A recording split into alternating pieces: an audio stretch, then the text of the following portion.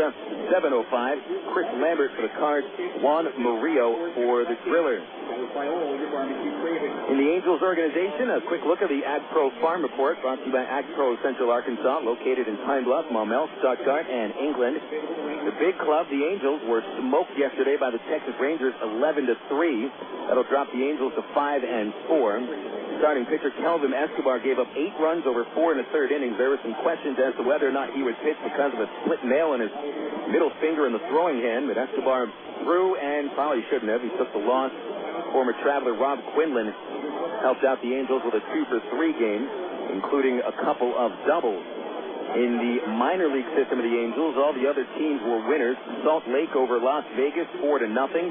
14 base hits for the Bees, including 4 more hits for Tommy Murphy, who's hitting .480 on the young season. Murphy finished 4-for-4 with a triple, and Kendry Morales knocked his first AAA home run. Winning pitcher Dustin Mosley, the Texarkana native, struck out 7 and allowed only 3 hits in 6 shutout innings. Mosley is 2-0 after the win. Single-A Rancho Cucamonga pounded out 14 hits, and they defeated High Desert 12-3 at Rancho. Freddie Sandoval with 4 runs batted in game, and Sandoval hit 2 home runs.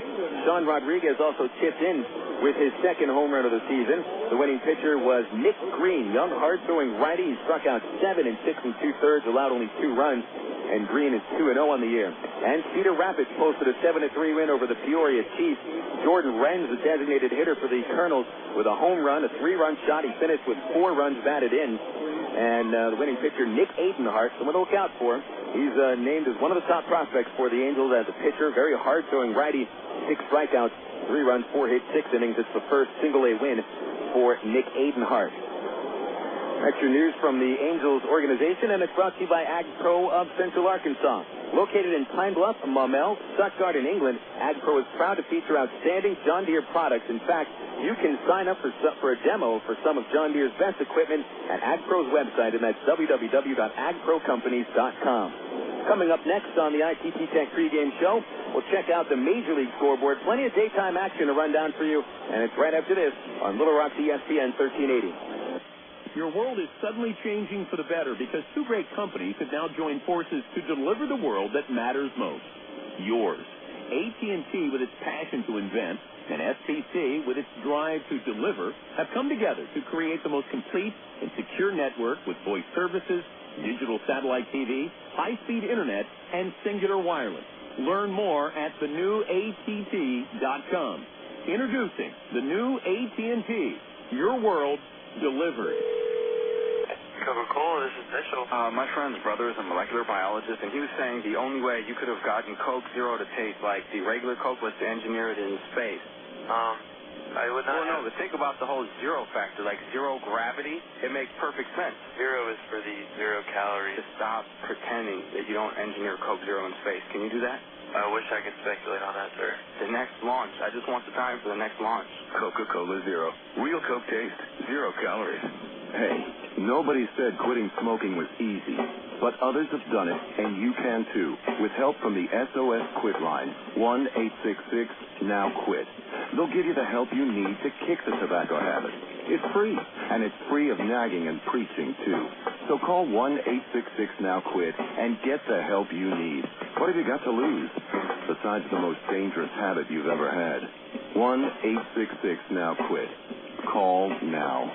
This is Little Rock's ESPN 1380. Starting lineup getting introduced to the kids that are continuing to pour into the ballpark here at Lawrence Dumont Stadium. They're expecting a crowd of about 2,500 screaming kids, and it looks like they're about on par for that sometime soon. About 2,000 people have come into the ballpark for the moment. Phil Elson with you on the ITT Trav's pregame show. Yes, it is before 11 in the morning, and quite often minor league broadcasters aren't awake this time, especially when you're talking about nighttime baseball the day before, but hey, it goes with the territory. Bachelor of Science degrees are available in a number of fields from ITT Technical Institute, and you can find a program of your interest online at itt-tech.edu. Well, we've got the only morning game across minor league and Major League Baseball right now, but there's plenty of daytime action in both the American League and the National League. The Pirates hosting the Dodgers, 12:35 Eastern Time. It's Derek Lowe on the hill against Oliver Perez. The New York Mets visiting Washington. They're going to try to sweep the Nats. It's Victor Zambrano taking on Livan Hernandez, and that game will start at about 12 o'clock Central Time. Also 12 o'clock Central Time, but in Miami, San Diego visiting the Marlins. Juan Brazelton takes on Claudio Vargas. 12:10 at St. Louis, and the Cardinals hosting Milwaukee at New Busch. Doug Davis and Jeff Tupman are the starting pitchers. The Cubs and the Cincinnati Reds closing out a series at Wrigley. Eric Milton on the hill for the Redlegs against Carlos Zambrano. The Giants, after a couple of rainouts, are trying to squeeze in a doubleheader against the Houston Astros. First game, 2:35 today. Brandon Bakke and Matt Morris, the starters. The nightcap will feature Matt Cain for the Giants against the Houston Astros' Roy Oswalt. ESPN 2 tonight featuring the Braves and the Phillies at Turner Field. Floyd for the Phils, Hudson for the Braves. And the late game out west at Arizona, it's the Diamondbacks hosting the Rockies. Josh Fogg will take on Russ Ortiz. In the American League, daytime action at Comerica Park with the Tigers taking on the White Sox. John Garland for the world champion Sox, Justin Verlander for the Tigers. The Yankees and the Royals with their third consecutive daytime game. Randy Johnson taking the hill for the Pinstripes against Denny Bautista of Kansas City. It's the Minnesota Twins and the Oakland A's with Joe Blanton taking on Kyle Lowe. That'll be a 12:10 first pitch. Nighttime action at Fenway Park. The Red Sox have Matt Clement taking on the Blue Jays' Ted Lilly. And at 6:05 Central Time at Jacobs Field, it's the Indians and the Mariners. It'll be Hernandez on the mound for the M's, and it is Johnson pitching for the Tribe. 6:15 first pitch at Tampa Bay, and the Orioles visiting the Devil Rays. Bruce Chen taking on Doug Wafter. And yes, the Los Angeles Angels of Anaheim are off today. Angels will be back to action coming up on Friday, and the Angels visiting Baltimore to start a four-game set at the O's, and it's going to kick off a pretty long road trip for the Angels, taking them to Baltimore for 4-3 in Minnesota, and then 3 against division rival Oakland. We will have a chance to keep you updated on all of those games during the daytime in the Major League, and of course all the scores from the Texas League as well. But for right now, we'll take a break and return with the starting lineup as the Travelers get set to battle Wichita. Travs trying for their third win in a row. I'm Phil Elson, and this is Little Rock ESPN 1380. Star Wars Episode 1, The Phantom Menace. Apollo 13. Great films known for their award-winning special effects. To create the magic, Hollywood hires companies like Industrial Light and Magic. Industrial Light and Magic hires imaginative people like Aaron Fowl. Before he was a master of special effects, he was a media communications student at Webster University in St. Louis, where his talent took off. Today, he inspires the imagination at DreamWorks FKG. I'm Bob Costas, member of the board of Webster University. All Webster campuses around the world share the same belief. Education is more than just a degree. It's real knowledge for real-world success.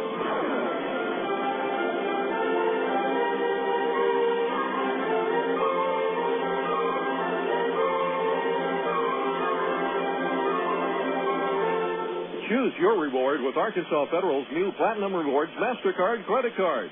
Cash back, airline miles, or merchandise points, and you'll never pay an annual fee. For a limited time, we'll give you 1,000 rewards points, and you'll get a low 2.9% annual percentage rate on qualifying purchases. For details, call Arkansas Federal Credit Union at 982-1000 or apply online at afcu.org. Arkansas Federal, the official credit union of the Arkansas Travelers. You're listening to Arkansas Travelers Baseball.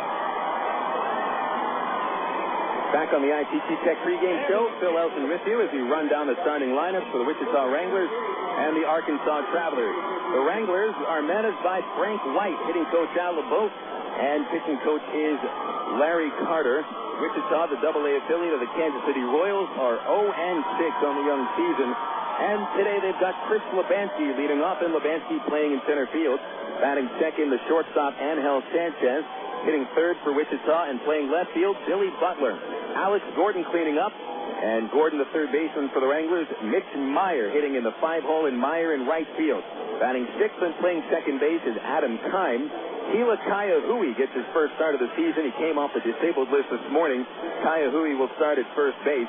Batting eighth and as a designated hitter for the Wranglers, Matt Tupman, and Damaso Espino bats ninth. Espino will be the starting catcher. The starting nine once again for the Wranglers: Lebanski, Sanchez, Butler, Gordon, Maier, Kime, Kaiahui, Tupman, and Espino. The Arkansas Travelers are managed by Tyrone Boykin with Ken Patterson, the pitching coach, and hitting coach is Keith Johnson. Travs are 4-2. The Angels AA affiliate start Dwayne Bacon at the leadoff spot and Bacon in center field. Batting second and playing right field is Aaron Teal with shortstop Brandon Wood hitting in the 3-hole. Designated hitter Matt Brown in the cleanup spot. Brown, the third baseman today. Batting fifth for Arkansas and at first base is Mike Elworth. The real Traveler DH is Casey Smith. He's going to be hitting in the sixth spot. David Gates batting seventh in left field. Brent Del Chiaro as the starting catcher will hit eighth. And the Travs second baseman Eric Rodland bats ninth. That starting nine for the Travs again is Bacon, Teal, Wood, Brown, Elward, Smith, Gates, Del Chiaro, and Rodland. Starting pitcher for Wichita is Ryan Snare. Snare, a left-hander from Atlanta, Georgia.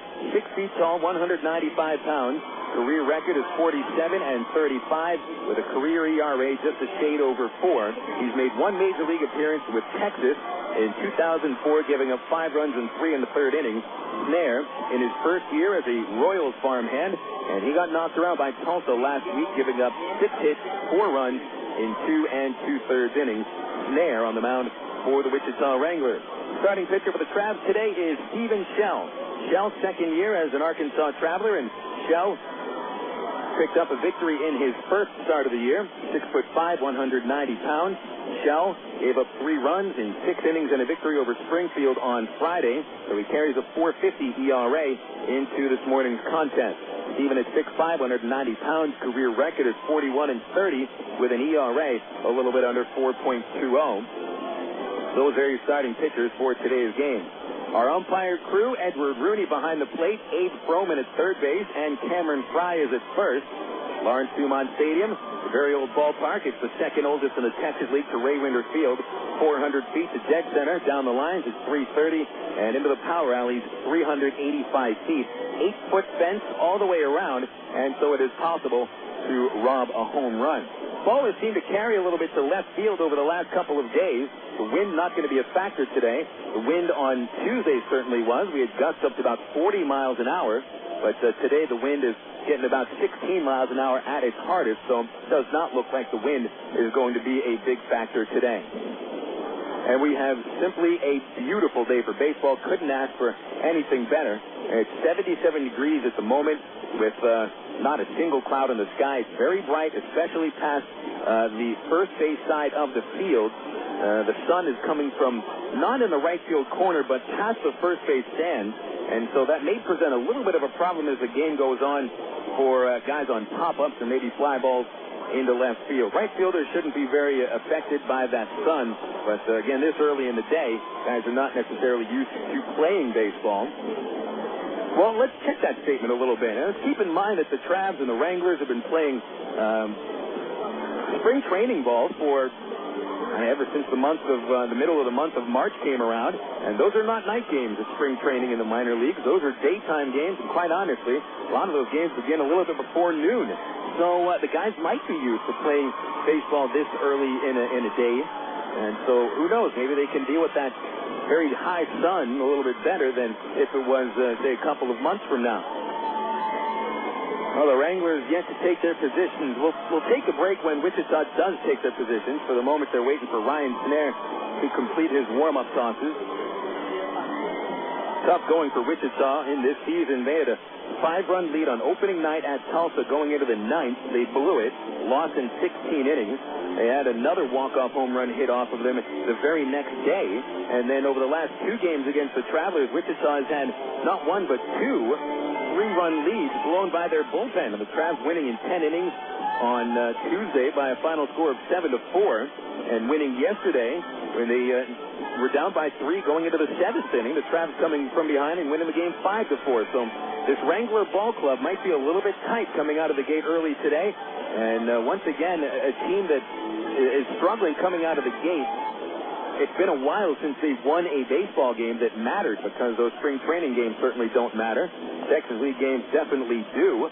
And if Wichita takes a lead early in the game, it'd be interesting to see how they react to that lead, if they're able to hold on to it or if they tighten up and blow it a little bit. The Wranglers also have not been very strong in the field over the first couple games of the series. They've committed 4 errors. Well, it sounds like they're about to send the Wranglers out to their positions. Wichita in their red batting practice jerseys, red caps as well, and actually have more red than the Travelers do. Arkansas wearing their road uniforms with Little Rock across the chest. Plenty of hip-hop music here on a Wednesday morning, or is this Thursday? Yes, it's Thursday. There's a sign that baseball season has started. When people forget what day it is, and I got to admit, it just happened to me. It happened a couple of weeks even before baseball season started, so that was a sign that season was about to start. Any moment, the Wranglers will take their positions.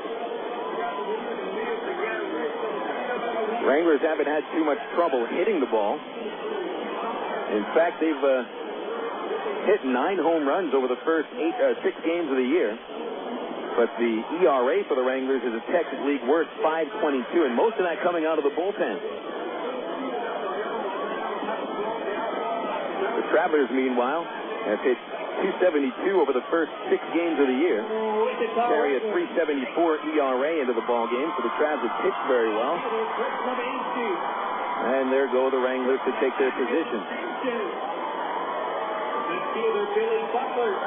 To continue with that golden outfield for Wichita, Lebanski, Butler, and Maier, all of them first-round picks. And couple that with Alex Gordon, the third baseman today for Wichita, another first-round pick. So this is a very highly touted team for the Kansas City Royals, and they certainly will be keeping their eye on this team as the season goes on. Royals must be pretty disappointed to see that Wichita, with all this offensive talent, have not been able to pull it together pitching-wise and have started the year 0-6. Travs 4-2, and they showed a lot of gumption coming from behind, not just in this series, but also at Springfield. Okay, the Wranglers have taken their positions. We're about to have the Star-Spangled Banner. Things here in Wichita tend to take a little bit longer than they do other places. And we will take that last 60-second break and return with the first pitch. Travs and Wichita. Daytime action along the banks of the Arkansas River. This is Little Rock ESPN 1380. In sports, a cheer can be a great way to get your team pumped up. Here at FedEx, we want you to be pumped up about shipping with FedEx Ground. So we thought we'd do a little cheer of our own. Is everyone ready? Then let's get this party started. Ready, let's go! Hey, people, and then get up and clap for FedEx Ground. Hey, people, and then get up and clap. Your feet. Because FedEx Ground is a reliable and cost-effective way to handle all your day-to-day shipping needs. Stand up. FedEx Ground. Clap your hands, stand up. FedEx Ground. Stomp your feet. Go, team, go! That was sticky fresh. I do not know about you, but I am pumped to the max. Woo-hoo! For more information, go to FedEx.com. Relax. It's FedEx. KDXE, North Little Rock. Here comes the national anthem, folks. They haven't started singing yet.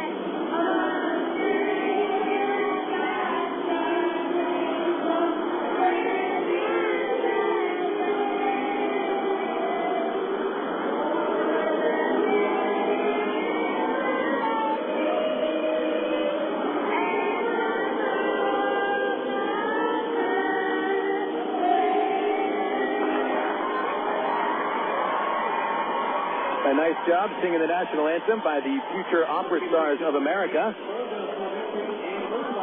I think we just heard some kids experience the echo of a large baseball park for the first time. Never quite ready for it when you're singing 1 second ahead of what you actually hear coming out of the speakers. And I think those were third and fourth graders that did a pretty good job sticking through that echo, and they got through the song, and I think they got all the words right. I underline I think there. And as they make their way off the field, Ryan Snare begins to warm up on the mound. Snare, a left-handed pitcher, who did make 9 appearances with the Frisco Rough Riders last year. Boy, he has really bounced around. Snare was originally signed as a draft pick by the Cincinnati Reds in the second round of the 2000 draft. He stayed with the Reds only about one season, then was traded to the Florida Marlins with Juan Encarnacion. Snare was dealt for a major leaguer that time. He stayed with the Marlins for about one full season and then was traded again to the Texas Rangers. That's the deal that sent Get Urbina to Florida. And then last year, started the season with the Rangers and was dropped by Texas halfway through the season, finished it up with the San Diego Padres. So Snare's been traded twice for major leaguers and then released by the Rangers last season. Pitched with San Diego for 8 games, and here he is with the Kansas City Royals AA club. Snare, 6 feet tall, 195 pounds. Now, we've never seen him pitch before. He did not throw against the Travelers last season. In 9 games with Frisco, he allowed only 1 run in 11 1/3 innings. Found things a little tougher at the AAA levels with Oklahoma and Portland. In the Pacific Coast League, he carried an ERA a little bit above 6. Here's Dwayne Bacon into the leadoff spot for the Travelers, followed by Aaron Teal and Brandon Wood. Bacon, the only Travelers switch hitter, will bat right-handed. And Gordon, the third baseman, will play just a step behind the line. Bacon with no bunt hits yet. And Dwayne waiting for the music to subside. It finally does, and Snare toes the rubber. Looks into Damaso Espino. Espino flashes out the sign. Snare gets that sign, accepts it, lines up, and he delivers the first pitch of the morning. And it is a strike on the low outside corner to Bacon. First pitch today is thrown at 11:09 Central Daylight Time, 76 degrees at first pitch. It is nice today. Here's the 0-1 to Bacon, and it's under the knees. 1 ball, 1 strike. Teal and Wood to follow. Bacon 4 for 22 on the season. He doesn't choke up before there's 2 strikes. Here's the 1-1, and Dwayne swings, pops it into shallow left field. Sanchez out from shortstop, but it's Billy Butler's ball all the way, and he'll make the catch with the shades down. And there's 1 away, and Bacon continues to struggle. 1 hit in his last 19 at bat. Here comes Aaron Teal, Traveler right fielder. It's actually the 3rd position that Teal is starting at over the last 3 games. On Tuesday, he was the left fielder. Yesterday, Teal was the Traveler DH and went 2 for 4. And this morning, he's in right field. Right-handed batter waiting for Snare, and here's the pitch to him. It is low, ball 1, 1-0. Teal 3 for 9 in the series. He did score a Trav run yesterday. Here's the 1-0 from Snare. And Teal a little late on the fastball, found it straight back. And a good swing at it, but again, just a little bit late. 1 ball, 1 strike on Teal. Aaron 7 for 25 on the season. Steady defense in the outfield.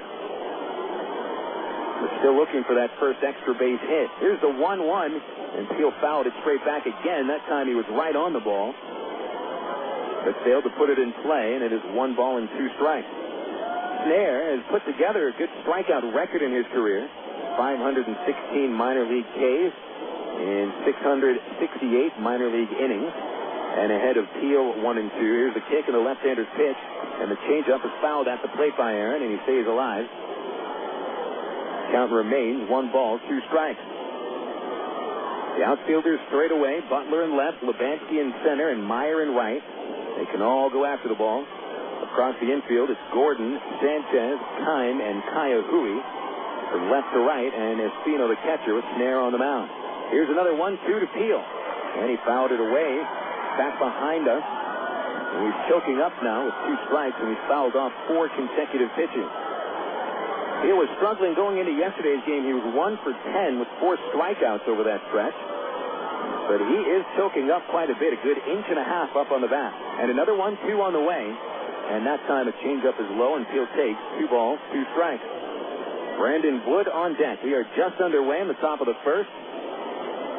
Morning action in Lawrence Dumont Stadium. A little afternoon delight on the way in about 48 minutes. Here's a 2-2 pitch to Peel. Low under the knees with a fastball, and Aaron's taking the count full. Not afternoon delight yet. Right now it's morning delight. Give us until afternoon, and it'll be delightful in the afternoon. Here's a 3-2 pitch from Snare, and Peel chops along the third base line. Gordon charges, backhands, and he throws on the run to first, and Peel is safe. He beats the throw, an infield single. Not much else that Gordon could have done. He was playing a few feet behind third base, so he had a long way to charge in. And Peel runs pretty well. Shortstop number 7, Brandon Wood. So Aaron with his second infield single of the series, and this will bring the Travelers shortstop Brandon Wood to the plate. Ty Boykin making a point to me last night after the game that you're going to see Texas League pitchers starting to pitch around Wood.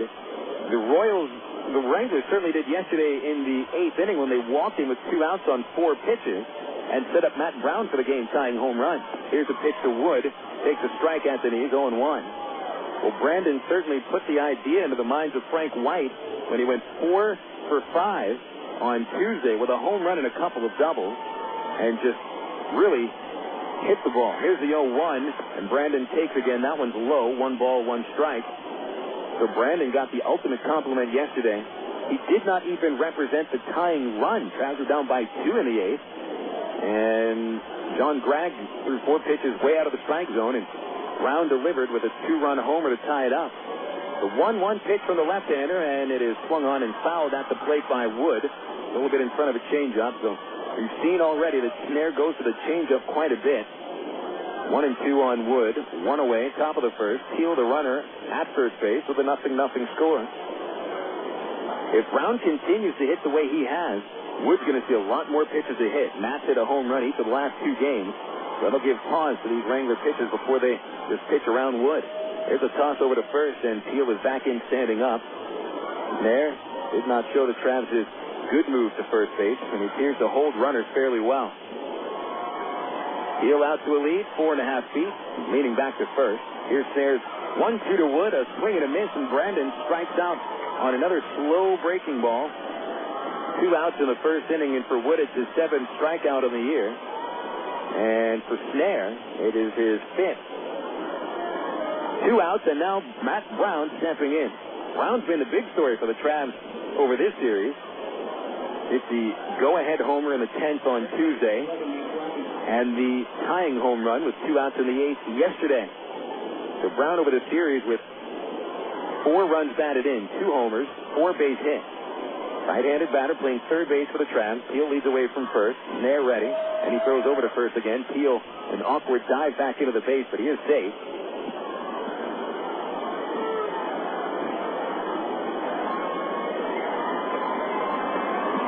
Brown 10 for 25 on the season, and he is really stepping into a leadership role for this Travelers ball club. Snare at the stretch, and now the pitch to Matt Braun is sent towards the gap in right center field. A line drive base hit that rolls towards the fence, and here comes Peel to third. Boykin waves him in. Brown will pull up at second base, and Peel is home, and it's 1-0 Travelers. Matt Braun drives in his 5th run over the last 3 games. And that is double number 2 on the season for Brown. Well-timed base hit, and Brownie just continues to rake.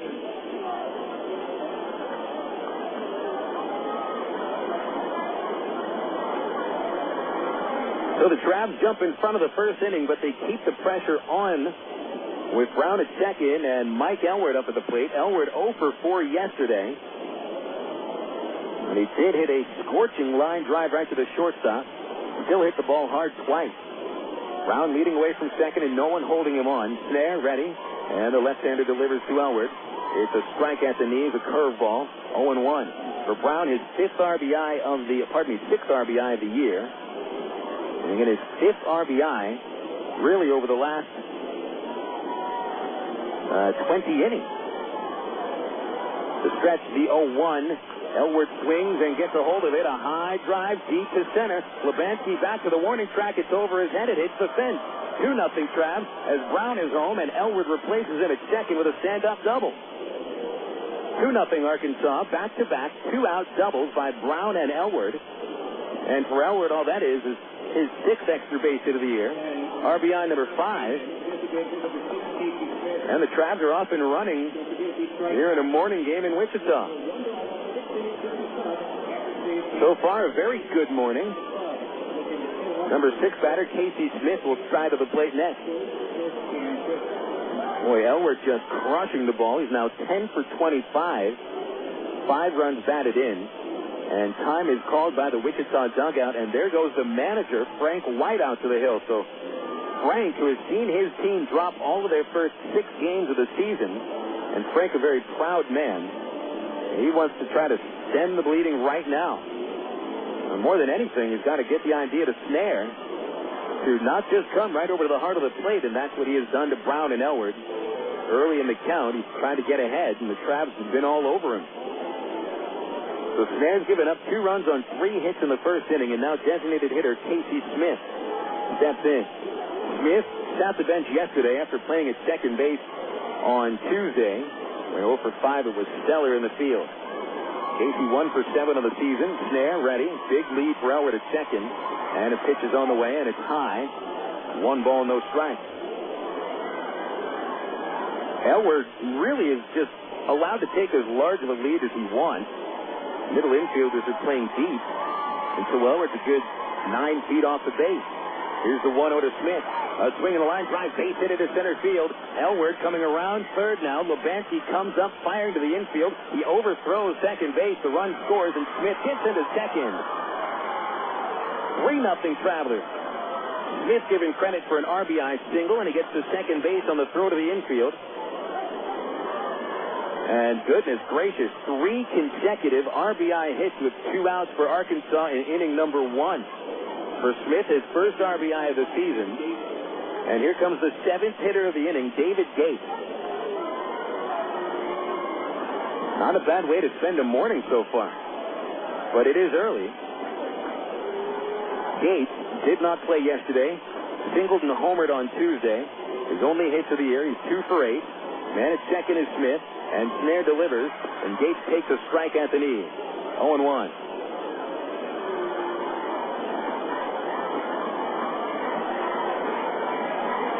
Gator, big right-handed batter. He swings for the fences every time. Here's the 0-1, and he swings and hits it high but shallow at his center, and Lebanski is there. He's underneath it. He reaches up and puts it away, and the Travs are done in the first inning. But a rather large first inning for the Travelers. With 3 runs on 4 base hits, there were no errors, and 1 man stranded. We'll go to the bottom of the first, a 3 spot for the Travs. And here comes Wichita for the first time on Little Rock ESPN 1380. A traveler nearing a great city asked an old man seated by the road, "What are the people like in the city?"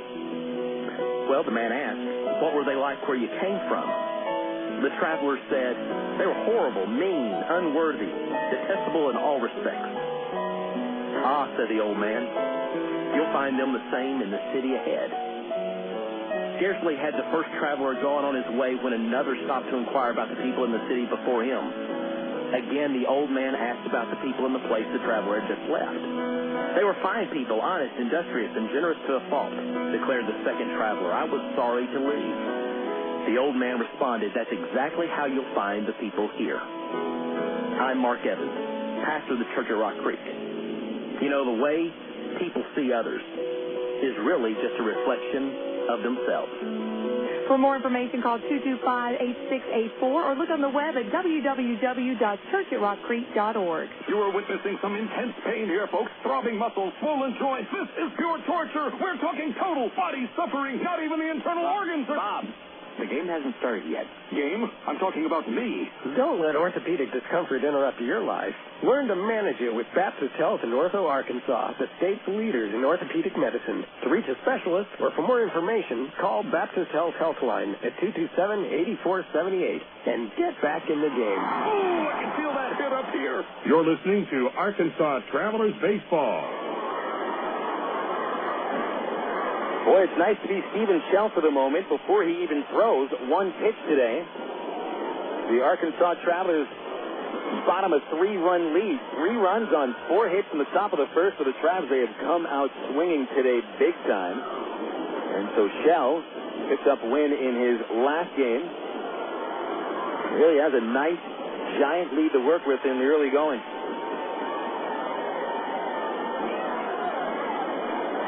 And Shell will face Chris Lebansky, Ángel Sánchez, and Billy Butler here in the bottom half of the first. And we'll see how Steven pitches with the lead in the early going.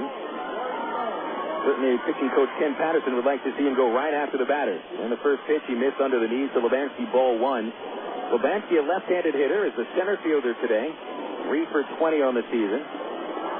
Tall with power, good speed. And the 1-0 from Shell is right at the knees for a strike, 1-1. Shell is 6'5", 200 pounds. That very familiar high leg kick. And he throws right over the top. Here's the right-hander's 1-1 pitch to Lebansky. Backed off the plate, but it's a strike on the inside corner. And it's 1-2. For Shell, a fastball in the low 90s. He'll top out at 94. Big curveball. And this year he's also throwing a changeup and added a slider, taking away his split-fingered pitch. Here's the high leg kick and the 1-2, and Lebansky fouled it away, fought it off the fence. Still 1 ball, 2 strikes.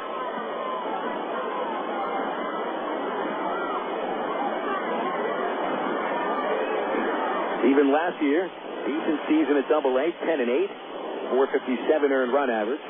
We saw the Wranglers quite a bit last season. Here's the 1-2, and the slider didn't break that much. It stayed outside. 2 balls, 2 strikes. Shell is a strikeout pitcher. The 3rd in the league last season. Whiffing 126. Here's the 2-2 to Lebansky, and he fouled it over the plate and out of play. Even coming with another slider. During the offseason, Shell decided to just drop that split-fingered pitch. His reasoning was every time he threw it, it got ripped. If that's a good reason. But I thought that every once in a while, Shell would fool a batter, and he'd get some strikeouts with it. Another 2-2 to Lebansky, and that's inside. And the count goes full. 3 balls, 2 strikes. Stevens got that classic roundhouse curve. More of a straight down drop to it. Payoff pitch. Swing and a bouncing ball along the first base line. It bounces foul. Elward trying to keep it fair, but the ball is in foul territory, and the base umpire right on top of it. So Lebansky will walk back into the dugout. He forced Shell to go to 8 pitches here in the first at-bat of the game for the traveler right-hander.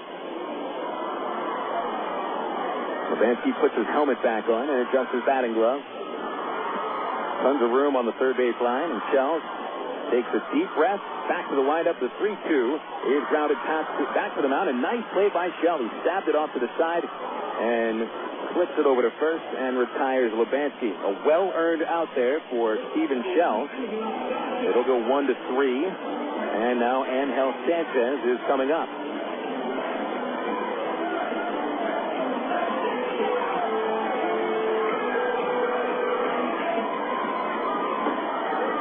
Sánchez, the shortstop for Wichita, is right-handed, 8 for 24 on the year. Shell comes home and starts with a strike, a fastball, inside half, 0-1. Corners are up a little. Braun even with the line at third. Elward a step behind it at first. Middle infielders normal depth, and the outfield straight away. Here's an 0-1 to Sánchez. And it's low and away with a slider, and it's a ball and a strike. Sánchez led the minor leagues in hits last season while playing at Single-A High Desert. Decent fielder, too. The 1-1 fouls back this way. It'll hit the net underneath us. And the count goes to 1 ball and 2 strikes. Sánchez batting in the number 2 spot, and the 3rd different slot in the order in this series that Sánchez is hitting. Batted 7th, batted leadoff yesterday, and today number 2. Shell winds and deals. The 1-2 is a curve. It hits slowly towards Wood at shortstop. Charges, bobbles, boots it, and safe at first is Sánchez with no throw.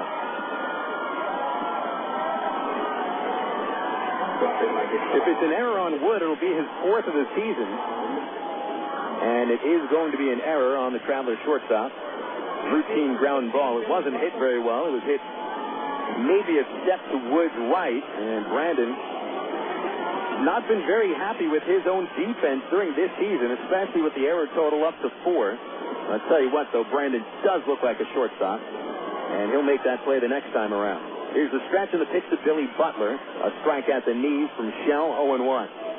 Bottom of the first, Trav 3, Wranglers nothing. Arkansas scored all 3 of their runs with 2 outs in the top half of inning number 1. Butler right-handed, 9 for 30 this year. Shell with a stretch, a kick in the pitch. And it is line towards right field. Field going back for it. He has room. He makes the catch, route number 2. Sanchez hustles back to first. And the cleanup batter, Alex Gordon, comes up next. Nice job by Peel, taking that pretty well-hit fly ball by Butler. Third base, number 25, Alex Gordon. And here comes Gordon. Last year's second overall pick out of the University of Nebraska. He hasn't looked very strong to the plate in this series. He's gone 1 for 8 with just an infield single to his credit, though he has looked pretty sharp at third. He's a left-handed batter, and the Travelers play him to pull on the infield. Rodland pretty deep at second. Elwood holds Sanchez on at first. Here's a pitch. It's low from Shell, ball 1. Outfield straight away for Gordon. Braun way off the line. In fact, he's playing in the hole at shortstop, and Wood plays up the middle. Shell with the ball in his glove, hand behind his back. He gets the sign, hands together. Catcher wants it on the outside corner. The runner on the move. The pitch is low. Here's the throw by Del Chiaro. It is not in time. And that's the first stolen base of the year against the Travelers. 2 balls, no strikes on Gordon, and for Sanchez, it's his first steal of the year, too. Not much Del Chiaro could have done. He had to catch that pitch off of the plate. And even a good throw wouldn't have gotten Sanchez. He had a nice break. So a duck on the pond for Gordon. 3 RBIs for Alex in 6 prior games. He's ahead of Shell 2-0. Shell ready. And he comes home. A fastball fouled off. 2 balls, 1 strike. To mention about Stevens shedding his split fingertips this year as Del Chiaro walks him back to the mound. But Shell also has added a pair of glasses to his repertoire this season. Well, I don't know if you call it the repertoire. It's his pitching wardrobe. Shell wearing a slick pair of Oakleys. And Stevens said he never realized that he had poor vision all of his life up until this past offseason. 2 balls, 1 strike on Gordon. Shell ready. And he lifts his leg and looks over to second base. Sanchez gets back. No one's covering. Shell got 3 runs to work with in the top of the first. It is imperative to keep Wichita off the scoreboard in the bottom half and keep it a 3-run game early. Back to the stretch and a fire to second base. The throw hit Sanchez on his backside. Ouch. He'll be a little slow in getting up. The ball ricocheted in front of the base. Shell a little inaccurate with that throw. Sanchez gets back up now. It hit him on, I believe that was the right cheek. There, then on your head. Back to the stretch, Shell. And he gets a good long look at the runner. Now the pitch to Gordon is hit into right field. That'll fall in for a base hit. Picked up on a bounce by Peel. They try to score Sanchez. Here comes the throw home. Not in time. Sanchez is home. It'll be an unearned run charged to Shell. And Gordon drives in his 4th of the season. That's a big run for Wichita. That announces that the Wranglers are in this game. It's 3-1 Travelers with 2 outs in the bottom of the first. Good throw by Peel. He charged it and threw accurately to the plate, but Sanchez runs well, and the throw wasn't even close. So it brings Maier to the plate. Again, an unearned run due to the error charge to Brandon Wood. Maier, a left-handed hitter. Very tall in the box. He's 6'3". Bends the knees a little, and Gordon runs on the first pitch, which is a strike, and Del Chiaro's throw is not in time. The second steal of the inning, as Wichita is playing very aggressively, trying to get back into this one. For Gordon, it's his 4th steal of the year, so it appears that Gordon has the power and speed combination. 4 steals, hasn't been caught. And even with Del Chiaro's perfect throw, there's a man at second with 2 outs for Maier. Maier, 4 RBIs on the season, and this is a pretty critical spot of the game already. Started with a 3-run lead. It's been cut to 2. And Shell asked for Del Chiaro to come out to the mound to talk this situation over. There's a couple of big no-nos as far as pitching coaches are concerned, and it's not really to go at Shell on this. I mean, remember, this is an unearned run. He should be out of the inning. But pitching coaches hate to see a leadoff walk ever, and they hate to see their pitcher giving up a run right after his offense gave him a lead. Here's the 0-1. Maier check swing, line drive foul off the dugout at third base. Didn't mean to hit that. It is 0-2 on Maier. Maier has hit 2 homers this year, and he does represent the tying run. 3 hits over this series, 2 singles, 1 double. Gordon leads off from second base, 6 feet. Shell gets a look and delivers the 0-2, which is high. A slider missing, ball 1.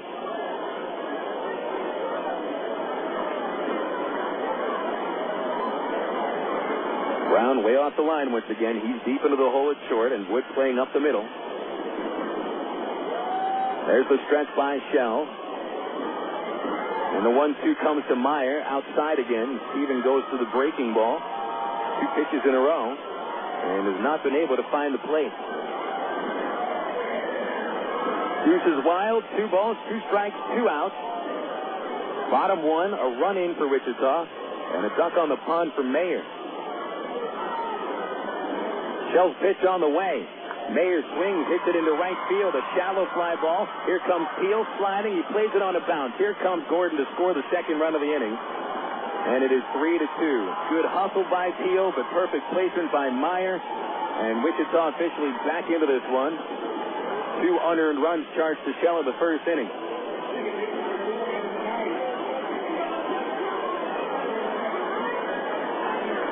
Time called by the Traveler bench, and there goes pitching coach Ken Patterson to the hill. So you hate to see this. A big lead in the first inning, and it's already been whittled down to 1 run. Maier didn't necessarily hit that ball so hard. It did hang in the air a little bit and give Teal a chance to at least come close to catching it. Good effort, but he was only able to trap it on the ground. Patterson back here in Wichita for the first time since he pitched here in the NBC World Series in the early 80s. Pitched for nearby Liberal, Kansas. It was kind of a story for a lot of minor league and major league players when they come here to Wichita.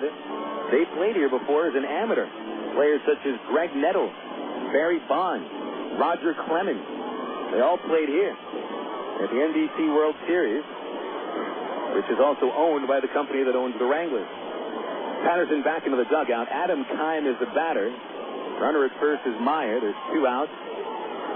Keim right-handed. Shell delivers, and Maier is running. The pitch is a ball. The throw to second is high, and that's the 3rd steal of the inning. The Wranglers have already made a decision to just run almost at will on Shell and Brent Del Chiaro.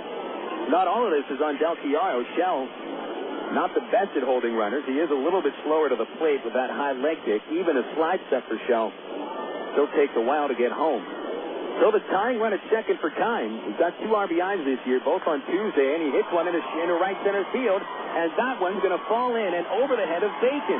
Maier scores. We're tied at 3, and coasting it at second is Keim with a stand-up double. And, boy, the Travelers' rally has now been wasted. 3 unearned runs charged to Shell at the bottom of the first.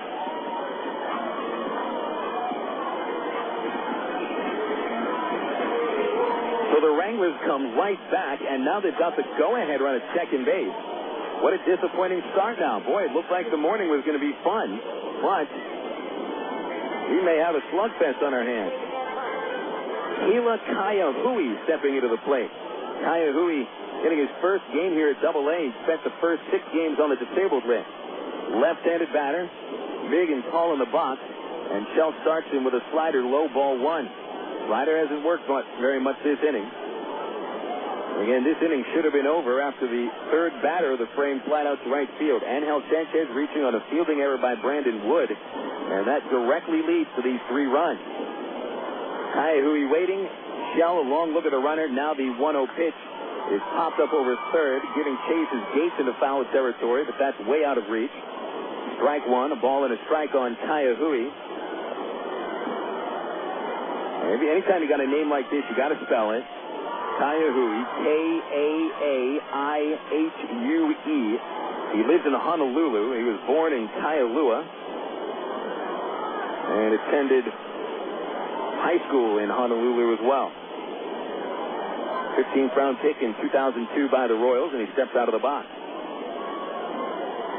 Kaiahui hit 20 home runs last year at High Desert. 6'3", 230 pounds. The man at second time leads away. He's all the way out of the sliding pit.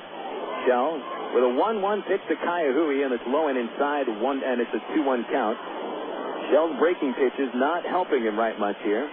And it's not that they're not breaking much, it's that these batters are able to lay off of them, and he even hasn't thrown many breaking pitches for strikes here in the bottom of the first. 3 runs on 3 hits and 1 big error. The 2-1 pitch is low once again, and that's ball 3.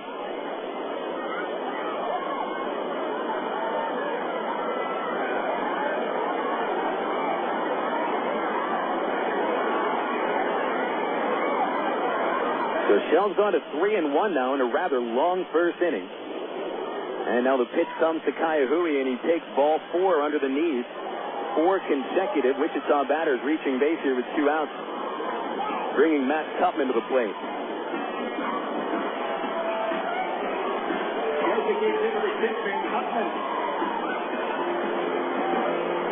Tupman coming up. He's the DH, a left-handed batter, normally a catcher.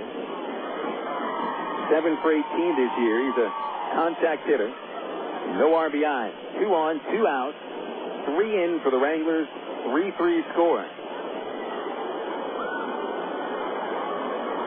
Shell delivers. It is low, ball 1, and there is a pitcher warming up in the Traveler bullpen. It's right-hander Michel Simard. And that's a terrible sign to see here. It looks like Shell started the game rather nicely. The last 4 batters have reached. Here's Stevens 1-0 to Tupman, and there's a strike, a slider, right on the inside half. 1 ball, 1 strike. The first inning wasn't Stevens' best inning last year either. Shell had a first inning ERA at 8.67 in 2005. Here's the 1-1, and it is lined up the middle and into center field for a hit. The Wranglers are going to take the lead. Time around third to score the 4th run of the inning. It's 4-3 Wichita.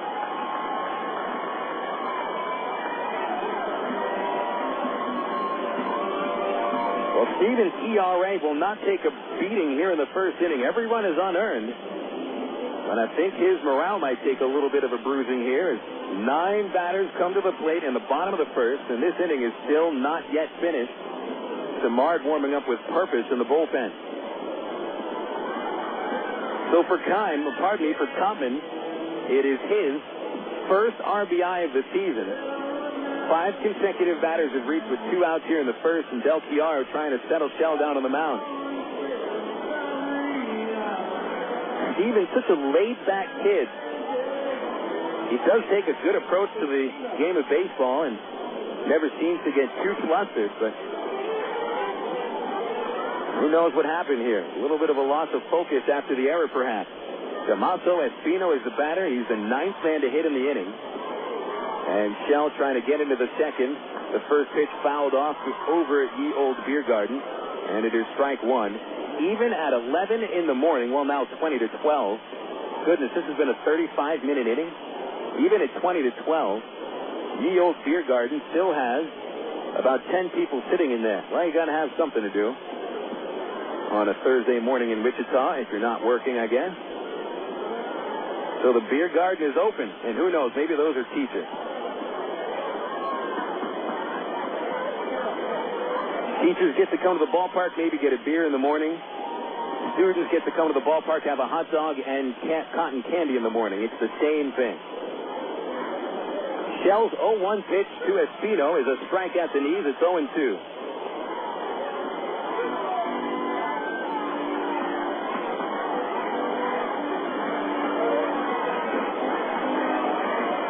So Shell gets ahead now of Espino with 2 strikes. Espino is 1 for 9 on the year. Shell needs an out right now. Here's the 0-2. It is grounded towards short, a 3-bouncer. Wood fields it clean and flips to second. The force out of Tupman ends this inning, but the damage has been done. Wichita shows a lot of moxie, scoring 4 runs in the first inning on 4 base hits. One big error made them all unearned, and there were 2 men stranded on the bases. So, put your seatbelt on, folks. We're going into the second. It's 4-3 Wichita on Little Rock's ESPN 1380. Did you know that more than 250 Arkansans are currently awaiting an organ transplant? And did you know that every 16 minutes, a new name is added to the organ transplant waiting list? You can help to reduce these numbers by registering to become an organ donor. Call the Arkansas Regional Organ Recovery Agency at 866-660-5433 or visit the Aurora website at www.arora.org to learn more. Become an organ donor. Give hope. In today's busy world, who has time for questions? Where to go, how to get there, what to eat? With over 30 locations in central, north central, and northeast Arkansas, Double D's has the answers. Double D's makes it easy to stop in and get on with your day, wherever you are. Start your day with Double D's Coffee Cafe. Gourmet coffee, better than most coffee houses. Grab lunch on the go with delicious selections from Quiznos, Pizza Pro, Baskin Robbins, Chester's Fried Chicken, or Subway. Clean your auto with a car wash. And all Double D's locations feature pay-at-the-pump technology, so you're back on the road in no time. Make the most of your time and stop worrying about life's little questions. We've got the answers at Double D's. Dr. Pepper, the taste of originality, Dr. Pepper. Salute individuality, Dr. Pepper. Do what to do, your moment has come. You're not like anyone, nothing better, Dr. Pepper. This is Little Rock's ESPN 1380. Oh, a rather doozy of a first inning as the Travelers and the Wranglers combined for 7 runs on 8 base hits. 16 batters came to the plate in the first inning, and the pitchers threw a combined 57 pitches. Now, the bullpens are going to get emptied out today. Brent Del Chiaro leads off in the second for the Travs. They now trail Wichita 4-3. Crooked numbers in the first for each team. Del Chiaro, right-handed. Snare delivers from the windup and offers a strike at the knees, and it's 0-1. So now let's see how Snare reacts after getting the 1-run lead to work with. He did not look very strong in the first inning. The Travs very aggressive, going after early in the count, but Del Chiaro a little passive here. He takes strike 2 on the outside corner. Eric Rodlin, the 9-hitter, is on deck, and then Dwayne Bacon to the top. Del Chiaro waits, and Snare delivers.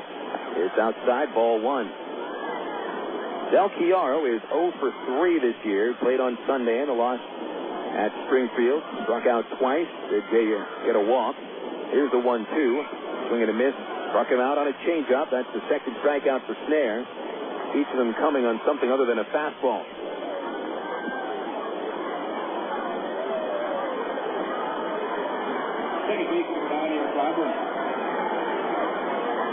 Rodlin coming up. Eric delivered the game-winning hit yesterday.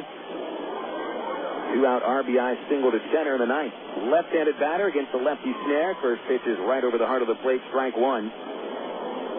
That's the pitch the Travs, which is Brown, Elward, Smith, and Peel were hitting in this first inning. The 0-1 is over the plate again, strike 2 on Rodlin. So Del Chiaro and Rodlin have kept the bat on the shoulders to start this inning and fell behind quickly 0-2. They're back to work, the lefty deal. Rodlin fouled it off over the third base heat.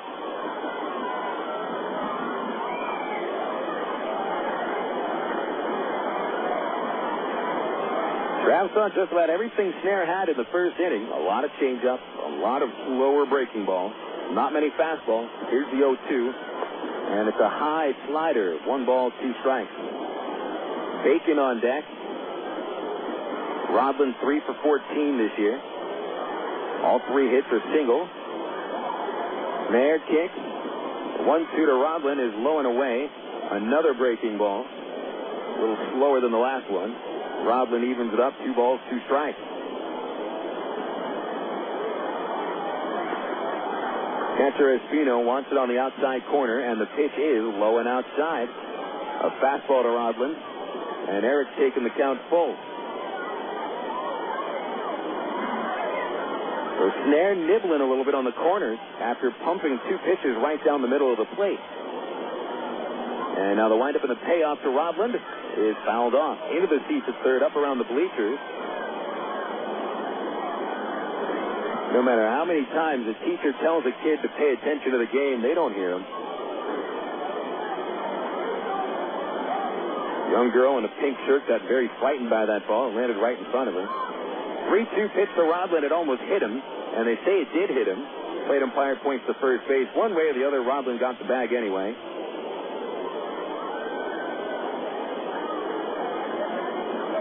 So Rooney points to first and tells Rodland to get on base. Dwayne Bacon up to the plate. 9 Trav batters have come to the plate. 9 Trav batters. 4 hits, 1 hit batter, 3 runs, 2 strikeouts. 4-3 Wichita. Top 2, Bacon waiting from the right side, and he takes up high, ball 1. Bacon fly out to left field to begin this game. He's 1 for his last 19. Rodland taking the lead from first, 4 feet. Kaiahui holding. Lots of room in the left field corner for Bacon. The pitch on the way. At the knees with a breaking ball. Strike 1 call.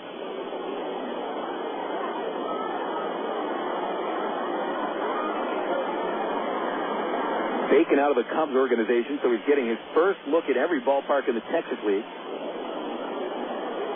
There's a 1-1 pitch. Almost hit him again. And he turned his elbow away. It was inside, ball 2. Now, in this artificial turf, AstroTurf infield surface, Bacon really should be able to flash his speed once he gets on the bases. And the AstroTurf surface speeds up those ground balls. Now the 2-1 pitch on the way. Bacon looks at a fastball on the low outside corner, called strike 2.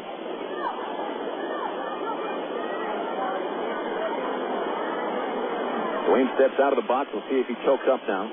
He's whiffed 6 times this year against 4 walks. And with a 2-2 count, he brings the bat back. He is not choking up.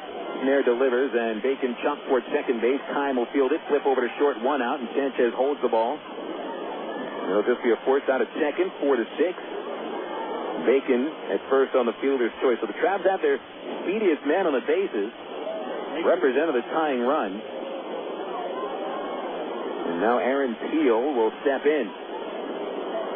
Bacon does not have the full-time green light. And against a left-hander, the Travs may elect to be a little more conservative on the bases trying to steal. Snare does appear to hold runners fairly well. Snare steps on the rubber. He's on the first base side of the rubber. Bacon a decent lead. Here's the stretch and a throw to first. And Bacon is back in standing up. He could take another 1.5 steps. Dwayne will try to measure his lead with Peel at the plate. Aaron reached on an infield single in the first. He would score. A little bit of a larger lead now for Bacon. He stays. The pitch to Peel is low and away. Ball 1.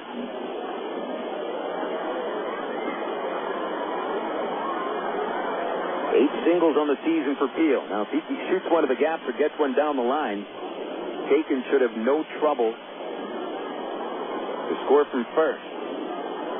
Now the 1-0 pitch on the way, and it's in the dirt.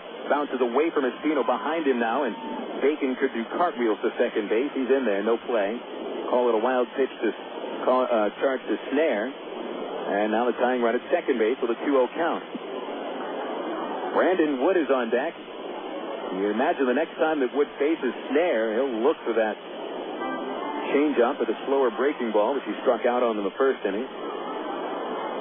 Snare doesn't appear to have a very heavy fastball.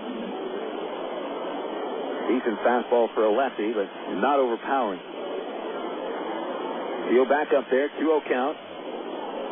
2 outs, top 2, 4-3 Wichita. Big gap on the right side of the infield. Here's the pitch. A little slow ground ball towards Kime at second. He ranges into the hole. Underhand flip to first will end the inning. And so the Travelers strand the tying run at second base. No runs, no hits, no errors, and 1 man left. Bottom 2 coming up. Wichita 4, the Travelers 3. This is Little Rock, ESPN 1380. The romance begins at Cupid's. Choose from Central Arkansas's largest selection of apparel and lingerie in every size, style, and color. And don't forget the wide selection of menswear, toys, massage oil, and lotion. It's Cupid's Lingerie and more. 2585 Donaghy Street in the Townsend Plaza, Conway, 65th and Scott Hamilton, and 9700 North Rodney Perelman in Little Rock, plus 3360 Central Avenue in Hot Springs. Just look for the purple neon hearts, and you'll know you're in the right place. Cupid's Lingerie and more. Hey, fans, it's easy to get discount tickets to Travs games all year thanks to Ready Ice. Arkansas's #1 ice company, Ready Ice presents Ready Ice Wednesdays at Wayne Wonder Field. Just pick up a discount coupon for any Wednesday Travs home game anywhere Ready Ice is sold, like most Shell and Exxon gas stations. Bring the coupons to the Travs box office for $3 general admission tickets to any Wednesday home game. That's Ready Ice Wednesdays at Ray Wonder Field all season long. Thanks to Arkansas's #1 ice company, Ready Ice. Emergency hotline, can I help you? Yes, I need help. All right, sir, what's the problem? I can't taste my beer. I feel it in my mouth, but there's no taste. Okay, sir, this is what I want you to do. Put the bottle down and step away from the beer. Okay. Walk straight to the corner store and pick up a 6-pack of Miller Lite. Okay. Don't worry, it's going to be all right. Next time, try the light beer that actually tastes like beer. Great tasting, less selling Miller Lite. Miller. Good call. Miller Brewing Company, Milwaukee, Wisconsin. You're listening to Arkansas Travelers Baseball. It's Traveler Baseball, and it's into the bottom of the second inning here at Lawrence Dumont Stadium. I'm Phil Elson. It is 4-3. The Wranglers leading the Travs. And in the bottom of the second inning, we go to the top of the Wichita order. Stephen Shell back on the mound. He faced 9 hitters in the first inning, threw 36 pitches. Uh-oh. It's our first SpongeBob of the year. I think he just caught it at the end there. Traveler fans that have been around for a few years, you know the history of SpongeBob SquarePants. Levansky, the batter, left-handed, takes low and inside from Shell, ball 1. I mean, if the Wranglers are going to break the record of SpongeBob SquarePants played in one day at a ballpark, they've got 10 more to go. That was the first. Here's the 1-0, and Levansky got underneath it, popped it up, left side of the infield. Brown is out there, gives way to the shortstop, Wood, and Wood, one step onto the grass, makes the catch, 1 away, and Levansky is 0 for 2. Yes, well, it wasn't last year, I think. I think it was 2 years ago at the first Screaming Kids Day at Ravender Field. SpongeBob SquarePants was played 11 times. That's an average of more than one SpongeBob per inning. And, usually the average is about half a SpongeBob per inning. Sanchez, the batter, and Shell starts with a curve over his head. And it's 1 ball, no strike. Shell's already hit Sanchez today, but that was when he was at second base. And Shell tried to pick him off. He hit him on the backside with a ball. Here's a fastball over the plate. 1 ball, 1 strike to Sanchez. All right, that's 1 SpongeBob for Wichita. I'm going to keep score here. Pitch on the way, fouled back by Sanchez, strike 2. I don't think there's an actual entry in the Guinness Book of World Records for SpongeBob played in 1 game, and trust me, the Travs hold it. The 1-2 pitch is low, 2 balls, 2 strikes. Sanchez's at-bat was the most critical at-bat of the first inning for Wichita, simply because he reached on Wood's fielding error, which led to the 4 run. Pitch on the way, broken bat looper right to the third baseman Brown. He gloves it, and there's 2 outs.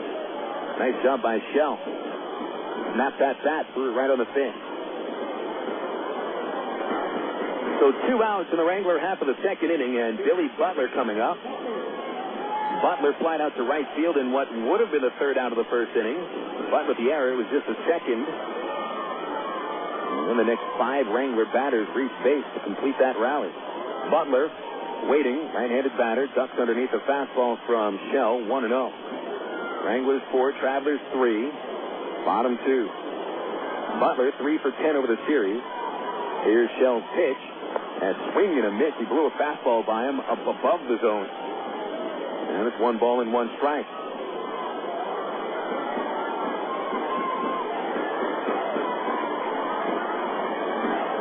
Shell, hands over the head. Here's the 1-1. Breaking ball, hit in the air, dead center field, right to Bacon. He's got plenty of room. He sees it and catches. 3 up, 3 down to the second for the Wranglers, so it looks like Stephen Shell has rebounded. So, not much doing in the second. Neither team scores. We go to the third. Wichita up 4-3 over the Travs on Little Rock, ESPN 1380. When good spark plugs go bad, even a drive in the country is in jeopardy. Hey, spark plugs, rescue Captain Nova some performance anxiety. I don't understand. This has never happened before. Yeah, whatever. Current performance letting you down? Who's this guy? Autolite XP Extreme Performance Spark Plug, ma'am. You seem different from the other spark plugs. I have iridium-enhanced fine wire technology for faster ignition and optimum performance. Ooh, that's hot. Autolite, it's time to change your plug.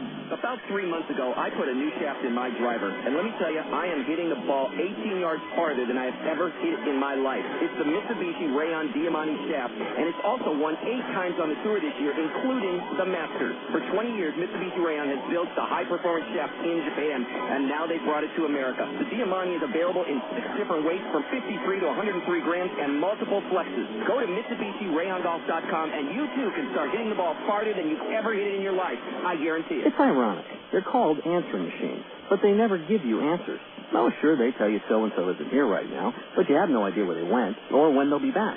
Of course, with Geico, you won't talk to an answering machine. They have thousands of car insurance specialists standing by, so you always get answers from a real live person. No wondering, no waiting, no irony. Geico's customer satisfaction stands at 97%. How would you rate your car insurance company? Geico, 1-800-947-AUTO. This is Little Rock's ESPN 1380. We return to Lawrence Dumont Stadium after 2 innings. We go to the top of the third, and it's the Wranglers over the Travelers 4-3. 3 runs, 4 hits, 1 error for the Travs. Wranglers, 4 runs, 4 hits, no errors.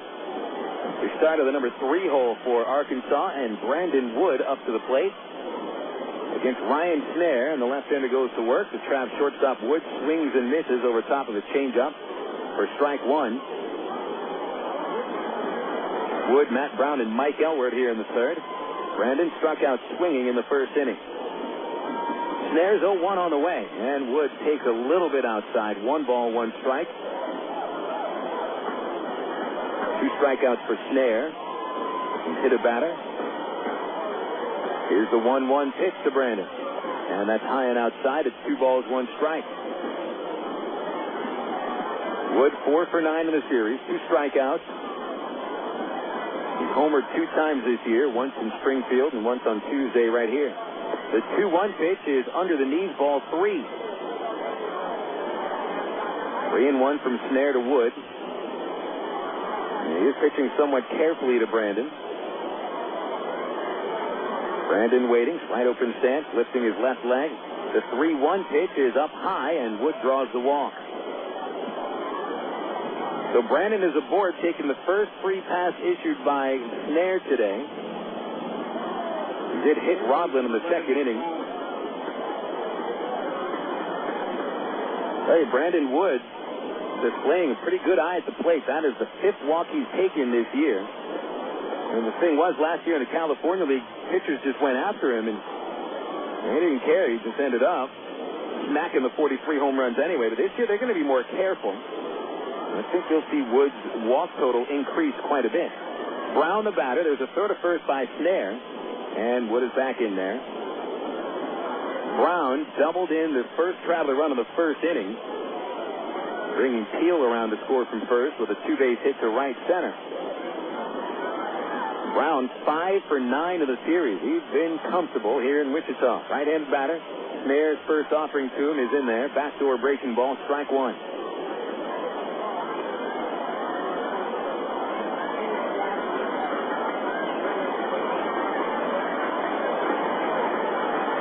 Braun steps out of the box.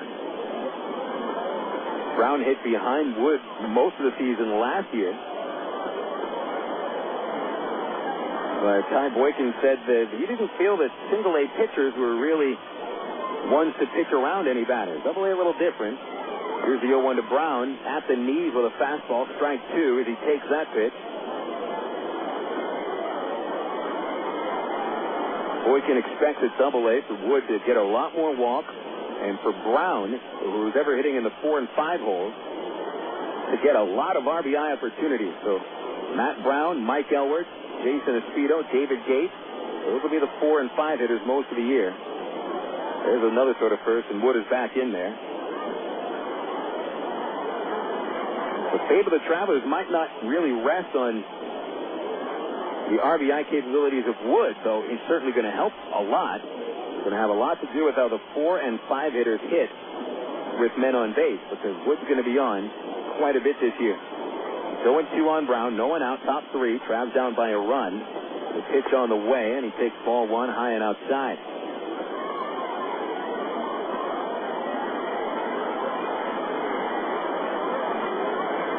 The way that Braun is hitting, the way that Elwood has hit, Jason Espedo's look strong. Trav should be in good hands in the 4 and 5 spots on the order. Wood will be hitting third all year. A 1-2 to Braun, check swing. The fastball is outside. They appeal to first base. Cameron Fry says he didn't go. 2 balls, 2 strikes.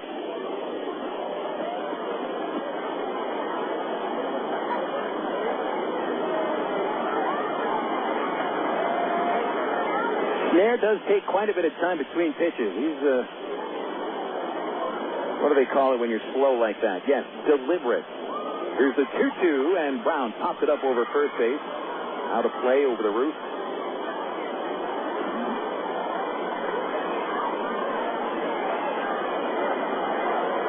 Nice little term there to excuse the word slow.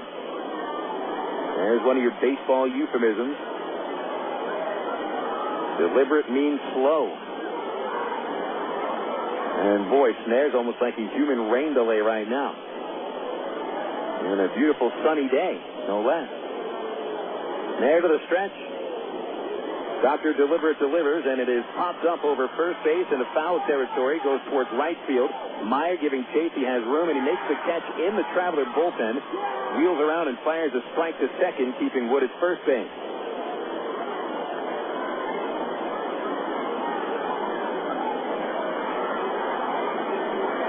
So there's one away in the Traveler half of the third. Mike Elwood is up next for the Travs. Elwood doubled in a run with a 2-base hit off the base of the center field wall in the first inning. Elwood's hit about 3 fences already this year in Springfield and here in Wichita, but he's yet to get that first home run. Wood takes the lead, and Snare throws over to first. Brandon back in there. Royals, the Wranglers must be expecting Wood to run, but Brandon's not a speed demon. Got good range at shortstop, but he's no base stealer. There's the stretch and the pitch to Elwood. A strike up around the letters, 0-1. A left-hander usually gets into the Angels' game plan a little bit when it comes not just to the minor league team, but the major league team. It's a little tougher to hit and run with a left-hander at the plate. Certainly tougher to steal. 0-1 pitch, ground ball right side. Dive and stop by Kime. He'll get to his feet and flip to first for the out. Whenever a diving dop is, that's what Kime just did, and whatever it was, it worked. It looked nice. There's 2 outs. Casey Smith coming up next. Every once in a while, you create a brand new baseball term, getting your words mixed up. Diving dop is a brand new term. Pretty soon it'll be in the baseball dictionary, I'm sure. Casey Smith up to the plate with a tying run at second. 4-3, Wichita, 2 outs, top 3. Smith drove in a run with a single to center in the first. He's 2 for 8 this year. A pitch on the way at the knee, strike 1. The Travs have been a lot less aggressive over the last 2 innings. They were swinging very early in the count of the first, but they've allowed Snare to pump in a first pitch strike. We're all 4 hitters here in the third inning. And the 0-1 is in there for a strike. Elwood doesn't like the call. Smith doesn't like the call, but late umpire said it clipped that inside corner. And it is quickly 0-2 on the Trav DH.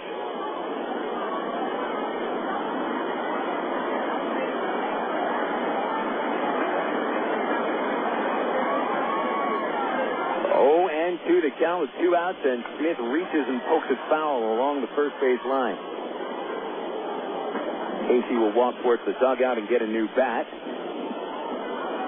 with a splintered piece of wood in his hand. Pitchers have recovered after a very rocky first inning. Steven Shell sets down the Wranglers in order in the bottom of the second. Snare hasn't allowed a hit since the first. Casey comes back up to the plate with a black bat.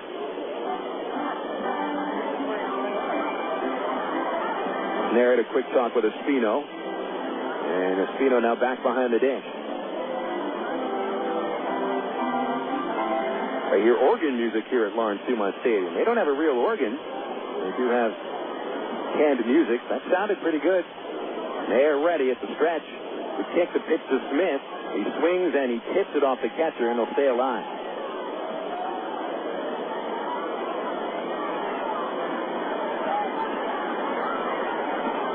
Casey Smith, Mr. Everything for the Travs. They play all four infield positions. And DHing today.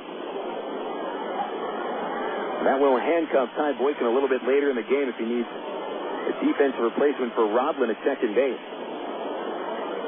Back to the stretch now, Stairs 0-2, and Casey hits it off the fifth. A one-hopper to the first baseman. Kaya Hui flips to the pitcher covering, and he's out at first base. A bang-bang play with Smith running as hard as he can, and Snare barely getting to first base in time. Bacchiat is recorded. The Travs are finished in the third. No runs, no hits, no errors, one left. And the Wranglers continue to lead 4-3. We go to the bottom of the third on Little Rock ESPN 1380. From the hilltops of Atlanta to the California sand. Come on, one day across the nation, yeah. I'm a burrito in every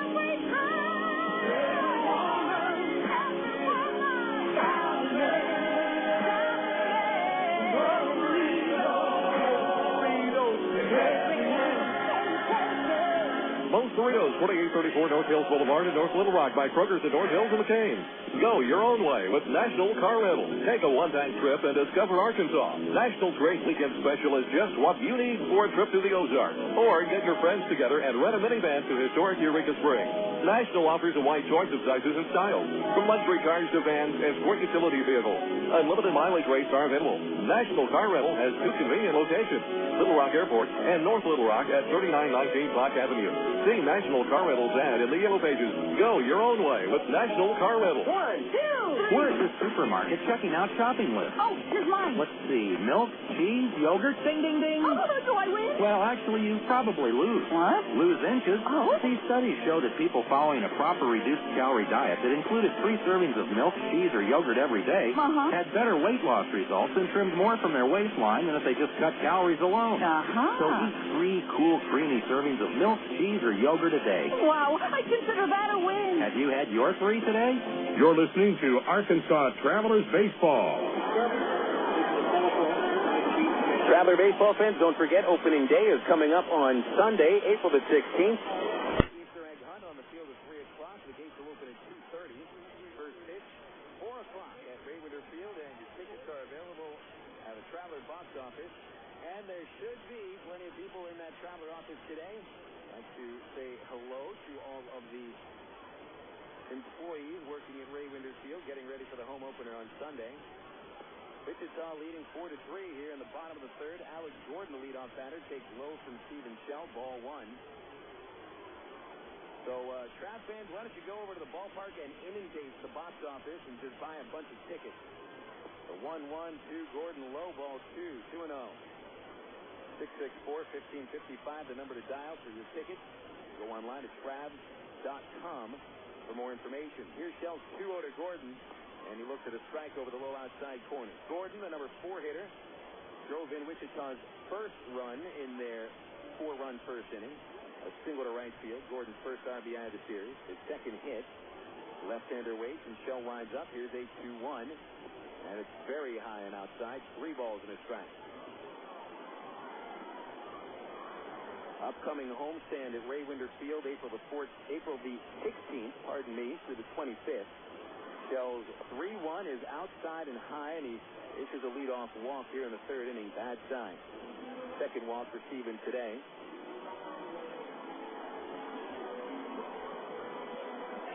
New promotion this year for Trav fans. Every Thursday night or every Thursday home game at Raywinder Field is a Petit Family Night. And you know those Petit hot dogs are about the best you can get in the state of Arkansas or anywhere else for that matter. And they are available at Ray Winder Field, but also available in your local grocery store. Shell facing Maier. Here's a pitch to him. Left-hander. Takes his low, ball one. All you got to do is go to the grocery store, pick up a pack of any Petit product, bring your receipt or the wrapper to the ballpark, and that'll get you and the family in for $3 per person for any Thursday home game. It's called Petit Family Night, and it's at Ray Winder Field this year. One note, if you're bringing a wrapper of a Petit product, please wash it out. Meat actually does rot. Here's the stretch, and Shell delivers to Maier. Gordon running. It's a hit and run. It's bounced on the right side of Rodlin. It gets the runner up. Rodlin flips to first for the out, but Gordon advances to second base.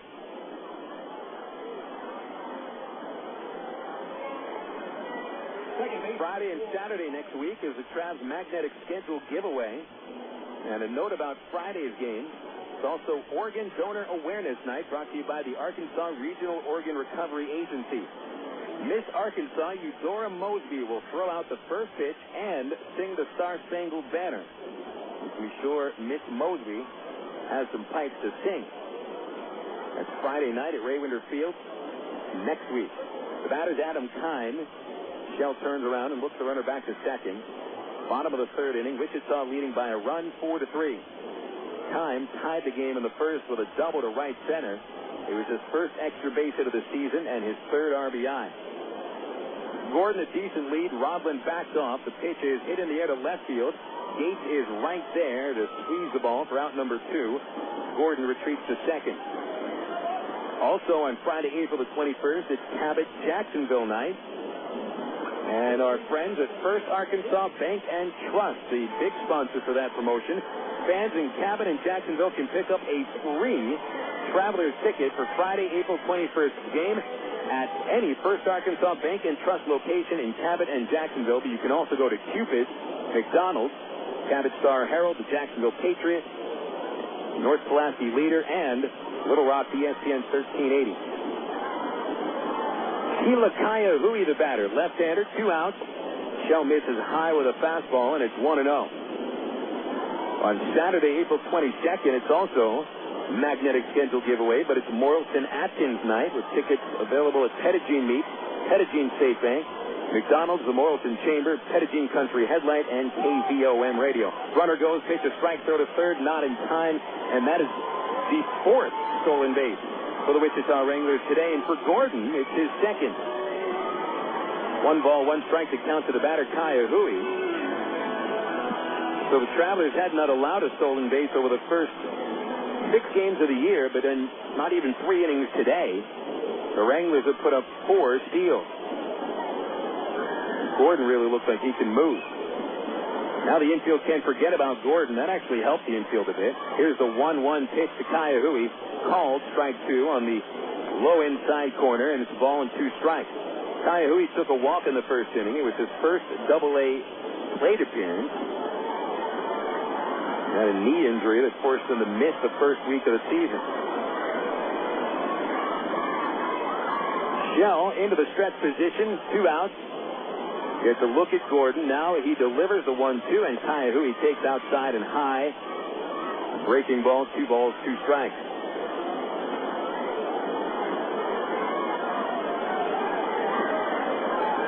Shell giving up 4 unearned runs in the first inning. No hits since then, but a walk to start the third. Here's the 2-2, and Kaya-Hui swings and misses. That was a beautiful slider. And for Shell, it's his first strikeout of the game, and the Wranglers go without a run in the third inning. No runs, no hits, 1 left. We go into the 4th, Wichita 4, and the Travelers 3. This is Little Rock, ESPN 1380. What if there were no bad drivers? What if everyone always follows the speed limit? What if 10-car pileups didn't exist? In a world like that, we'd all be better off. It's why Allstate is introducing 2 incentives to drive safe. For every 6 months you don't have an accident, you'll get cash off your renewal bill with a safe driving bonus. And for every year of safe driving, you'll get $100 off your deductible with Deductible Rewards. Another year, another $100 off, up to $500. But it's not just about saving money. Safe driving also saves lives. It's time to make the world a better place to drive. That's Allstate, fans. Are you in good hands? Get Allstate Your Choice Auto Insurance today. Call a local Allstate agent or 1-800-ALLSTATE. You can get $100 off your deductible the day you sign up. Features are optional and subject to terms, conditions, and availability. Deductible awards apply to collision coverage. Patent pending. Allstate Property and Casualty Insurance Company and Allstate Fire and Casualty Insurance Company, Northbrook, Illinois. Stone Links Golf Course is one of Central Arkansas's hidden sports gems. Located just 1 mile off I-440 on Faulkner Lake Road, Stone Link features a unique link-style course and some of the most reasonable green speeds around, complete with driving range plus chipping and putting greens and a full-range snack bar. Stone Links has everything a good duffer needs. Check out a hole-by-hole description on stonelinks.net or call 945-0945 for Stone Links. This is Little Rock's ESPN 1380. 3 innings are in the books here at Lawrence Dumont Stadium. We'll give you the totals in a minute. I'm Phil Elson. It's Arkansas Traveler Baseball and Little Rock ESPN 1380. The total for the Travelers, 3 runs, 4 hits, 1 error. They've stranded 3, 1 in each inning. And for the Wichita Wranglers, 4 runs, 4 hits, no errors. The Wranglers have stranded 3. All 7 runs in this game scored in the first inning. The Wranglers' 4 runs are unearned. Travs come to the plate in the 4th, facing Ryan Snare, who is not allowed to hit since Casey Smith's RBI single in the first inning. David Gates begins the 4th, and Snare, the left-hander, goes to work. His first pitch is popped up by Gates over first base into foul territory. Tons of room. Kayahui has room, but he is unable to catch it. He misread that pop fly. The ball landed in play about 5 feet inside the fence. Now, here at Lawrence Dumont Stadium, they've got more foul room than they know what to do with. They've got 60 feet of foul room, maybe more, on each side of the field, going all the way into the outfield corners. And that's a little different than at most minor league parks, where sometimes you only get about 20 feet of foul ground. Here's an 0-1 to Gates. It's a fastball up around his face, inside, ball 1. Here at Lawrence Dumont Stadium, a ball that would go foul and even way out of the ballpark in most minor league parks stays in play here. Pitch to Gates, it hits him on his left shoulder. Gator takes it, walks back to the mound, out to first base. He was not walking to the mound. And the ball ricocheted right back to the pitcher, Snare. So Snare hits his second batter of the game. Now, the Travs haven't had a hit since the first inning, but 2 batters have been hit and 1 man walked. So the tying run is aboard for Brent Del Chiaro. Del Chiaro struck out in the second inning, whiffed 3 times in 4 at-bats this year. Snare will go to the stretch, and Gates will have a short lead. Here's a pitch, squaring around. It's bunted by Del. Snare will play it. He'll go to first base, and he'll retire Del Chiaro. Nice job there by Del. Tell you what, Del Chiaro, though he strikes out a lot, he does have a lot of power, but he's a pretty good bunter. In fact, I remember last year, manager Tom Gamboa thought that Del Chiaro might have been the best at a sacrifice bunt on the whole team. 1-3 goes the out at first base. Sack bunt for Del Chiaro. And the tying run at second for Eric Rodlin. Rodlin drove in the winning run yesterday with a 2-out single in the 9th. Here he comes to the plate in the 4th trying to tie it with 1 away. And the first pitch is a big curve, and it's in there for strike 1. Rodlin got nicked by a pitch on his uniform in the second inning. He would be forced out at second base. Snare brings the hands together. Gates held on by the shortstop. Here's the pitch. Outside, sweeping breaking ball, 1-1.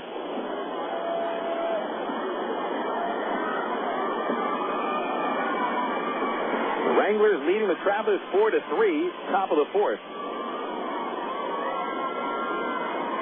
Snare gets a look at Gates and comes to the plate with a 1-1 on the inside corner. Strike 2. Snare spots the fastball. He gets ahead of Rodlin. We'll check out the Major League scores coming up shortly. Plenty of action, daytime in the National and American League. All the other Texas League games are later tonight. Snare at the stretch. And here's the 1-2 to Rodlin.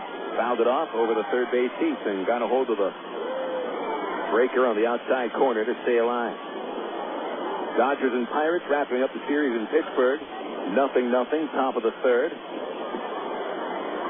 The Mets put up 4 runs in the first inning, hitting 3 homers off of Livan Hernandez, and it's the Mets 4 and the Nationals nothing after 1 inning. Snare delivers a 1-2. Rodlin goes after it. Fly ball left field, slicing foul, and it is foul. Out of play. Still a ball and 2 strikes on the Travs 9-hitter. A home run for the Mets were hit by Cliff Floyd, his first. Carlos Beltran and David Wright each with their third. Padres and Marlins 0-0, bottom of the first. Milwaukee and St. Louis also 0-0, bottom 1. Bigger lead now for Gates at second as the 1-2 comes to Rodlin, and he pokes it in a shallow center. Lebansky charging, can't get there, it falls in. Gates only 1 base, he advances to third, and the Travs have men at the corners with 1 away.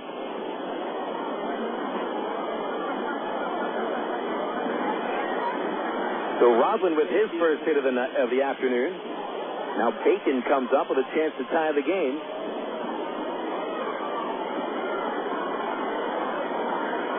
Ty Boykin talking with Gates at third base, perhaps to let him know that he wanted him to pay attention to the base coach rather than where the ball was hit.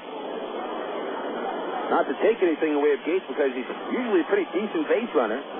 He went about halfway to third and was watching that fly ball. It fell in front of Lebansky, and I'm not sure if Gates got a really good look at how far away Lebansky was from that one. The third base coach gets a better look than the base runner does. But one way or the other, a fly ball should tie the game. Here's a pitch to Bacon. He checks a swing. It is low. No appeal. 1 ball, no strikes. Bacon with no runs batted in so far in 24 at-bats. No RBIs. 4 hits.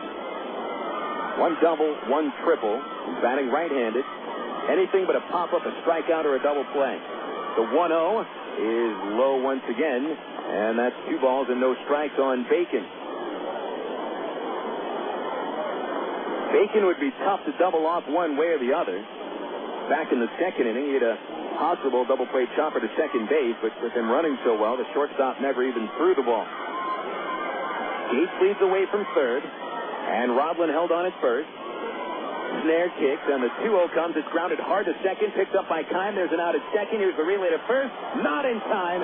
Bacon beats it out, and that ties the game. That was a darn close play at first base, but the base umpire got it right. Bacon arrived just a split second before Sanchez's throw did. So Dwayne gets his first RBI of the season on a fielder's choice. And it's a 4-4 score.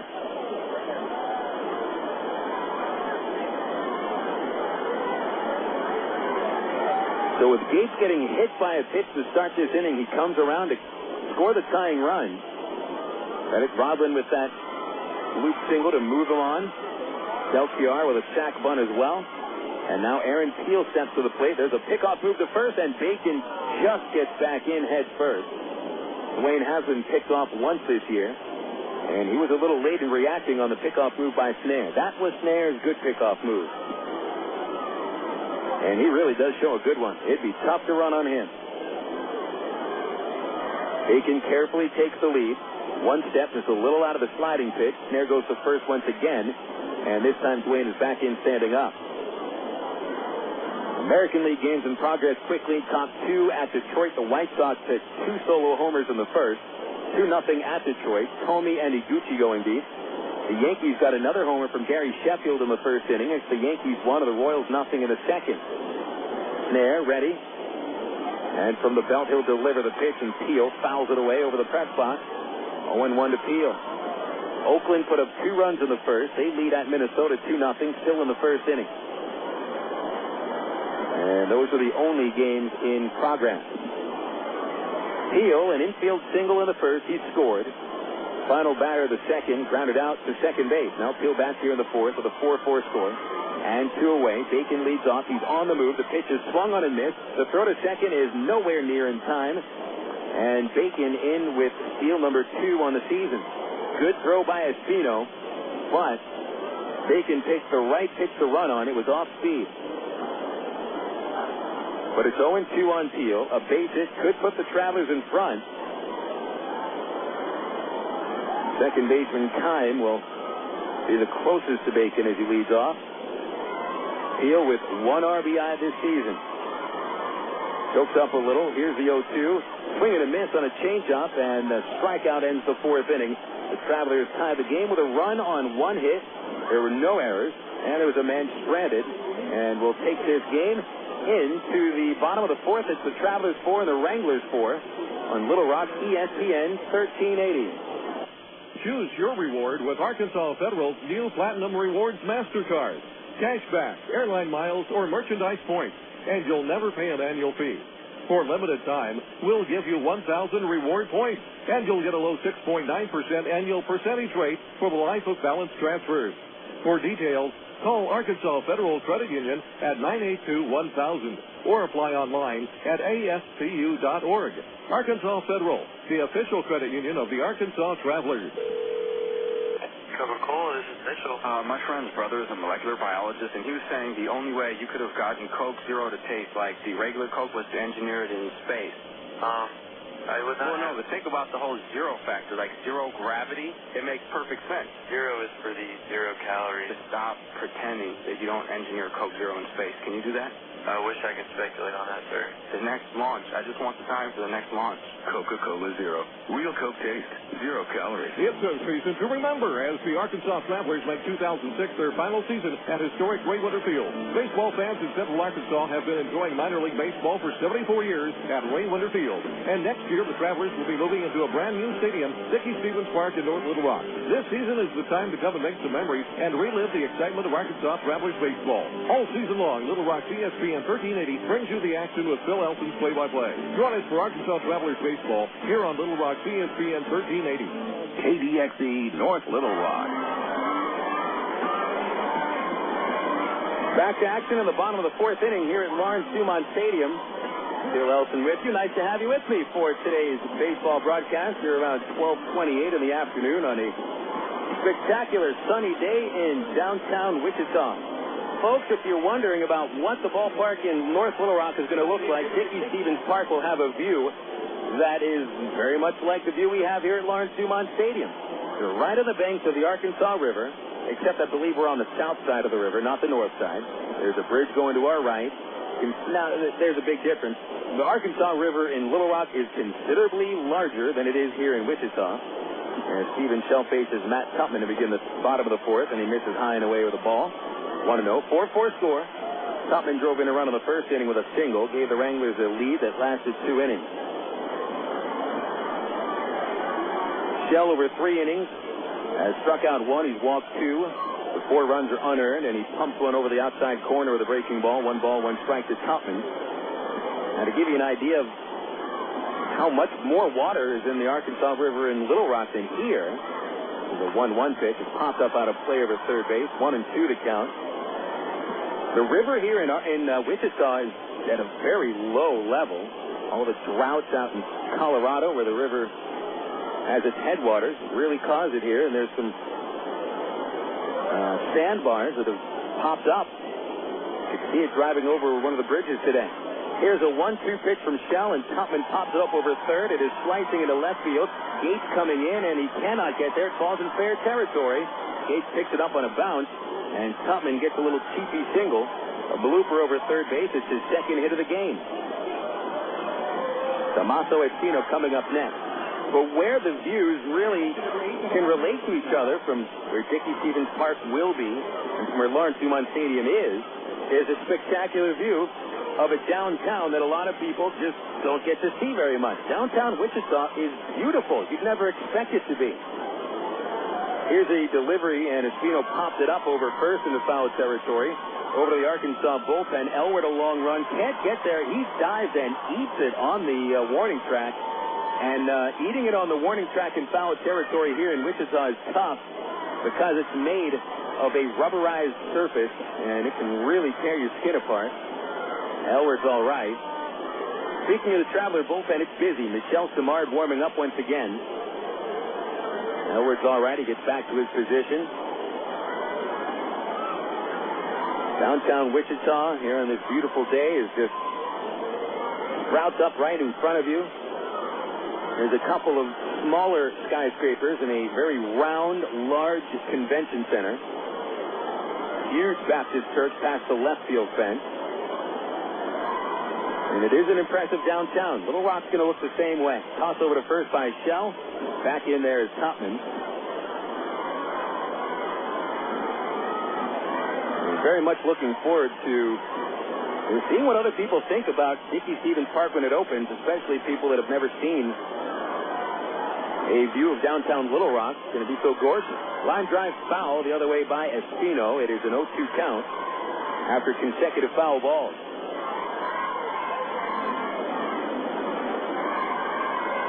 The city just kind of opens up its arms to you here. And it really is a beautiful way to watch a game. Problem is, the Wranglers don't draw much. Nobody out, a man at first. Here's the 0-2 pitch to Espino, grounded up the middle, double play ball to Rodland. On to Wood, one away. The relay to first, rock him up for two. 4-6-3, double play number 11, turned by the Travelers this year, and there's 2 outs and nobody on base.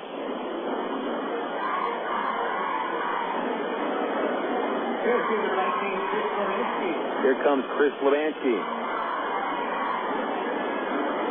So it looks like Shell might not be going much further than this. He's about 77 pitches now as he delivers one to Levansky. In there for a strike, a slider, 0-1. Levansky is 0 for 2. He is tapped to the mound and popped up to short. Stevens been pitching much better than in the first inning. Pitch on the way, ground ball for the first baseman. Elwood is there behind the base. He'll take it unassisted. And the Wranglers are finished in the fourth. No runs, 1 hit, nobody left. Shell pitched around the leadoff single and takes this game into the 5th inning. Travs 4, Wranglers 4 on Little Rock, ESPN 1380. My mother said, no daughter of mine is driving a truck. I'm an 18-wheeling, double-clutching lady truck driver. There's nothing else I'd rather be doing. BC powder is just trucker's best friend. My day starts at 4 a.m. and ends 12 hours later. Out here on the road, there's a million things that's happening at once. I take BC for stress headache, backache. I just can't pull over when my head's pounding. The reason I take BC is because it's fast and it works. I'm Carolyn from Ashbury, NC, and my pain reliever is BC. Use direct. AgPro knows you're patient. You've had your eye on a certain green and yellow tractor for some time now. But here's a thought. Visit your local John Deere dealer for an innocent test drive. Sit in that yellow seat and feel that rugged quality. Then run the numbers. You may find you've underrated the value of a John Deere and overrated the value of patience. After all, nothing runs like a Deere. Test drive the John Deere of your choice today at AgPro Central Arkansas, 10504 Maumelle Boulevard, North Little Rock. Of all the days of the week, it seems that Mondays are everybody's least favorite day. Well, the Travs and the Arkansas Democrat-Gazette have a reason for baseball fans to look forward to Mondays. That's because Mondays are Democrat-Gazette family night here at the ballpark. You just pick up a copy of Monday's Democrat-Gazette, and you'll find a discount family ticket right there in the sports section. That's right. It's a coupon that admits the whole family for just $2 a person. Hey, Mondays don't sound so bad anymore. You're listening to Arkansas Travelers Baseball.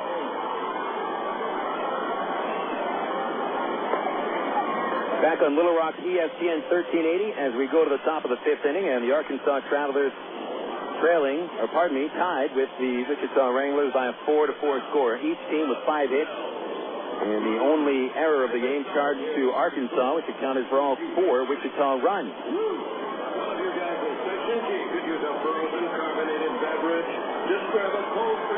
Reminder, Traveler baseball fans, we've got the Texas League All-Star Game at Raywinder Field on Tuesday, June the 20th. Tickets are not yet available. We'll make an announcement when they are. But you can insure an All-Star ticket by buying a Traveler season pass. Box seat pass for only $216 for first-time buyers. $160 for the grandstand pass. That not only gets you a ticket to every Traveler game at a highly discounted rate, but it also gets you a ticket for the 2006 Texas League All-Star Game and First dibs on seats at the brand-new Dickey Stevens Park in 2007. The All-Star Game brought to you by Arkansas Federal Credit Union, Arkansas's largest credit union. Learn more online at afcu.org. Arkansas Federal, the official credit union of the Arkansas Travelers. Brandon Wood beginning the fifth inning for Arkansas. He takes a pitch outside from Ryan Snare. 1 ball, no strikes on the Travelers 3-hitter. Wood, a strikeout and a walk today. As he waits and Snare comes home 1-0, and Brandon looks at a strike on the outside edge. 1 ball, 1 strike. Matt Brown on deck, then it'll be Mike Elward. The Travs have been held to 1 hit over the last 3 innings. Snare comes home with a 1-1, and Wood swings and misses. Breaking ball under the bat, strike 2. Snare has actually helped the Traveler offense out more than the rest of the team has. He's hit 2 batters, walked another, and allowed a steal, plus he threw a wild pitch. The 1-2 to Wood, swing and a miss. He struck him out on the breaking ball. It was dug out by Espino. He'll flip to first with Wood jogging along the baseline. And that completes the strikeout, but out goes 2-3. Strikeout number 4 for Ryan Snare. Here comes Matt Brown. Demard no longer warming up in the Traveler bullpen. Wichita's pen silent for the moment, though they do have somebody smoothing out one of the pitching mounds out there. Not throwing yet. Here's Brown to the plate. Infield very deep, especially up the middle. Brown is 1 for 2. Here's a pitch, and Matt takes a strike, a fastball over the heart of it, and it's 0-1. Brown doubled in a run in the first and scored. He fouled out to right field in the third. Snare with a leg kick. He rears back and deals the 0-1. It's outside. 1 ball, 1 strike.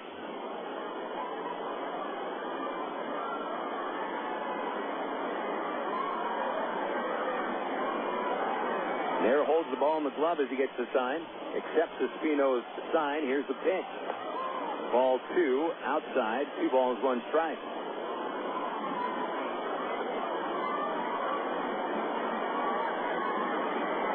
$7:30 night game tomorrow. 7:05 on Saturday. And then to Little Rock on Sunday for the home opener at 4.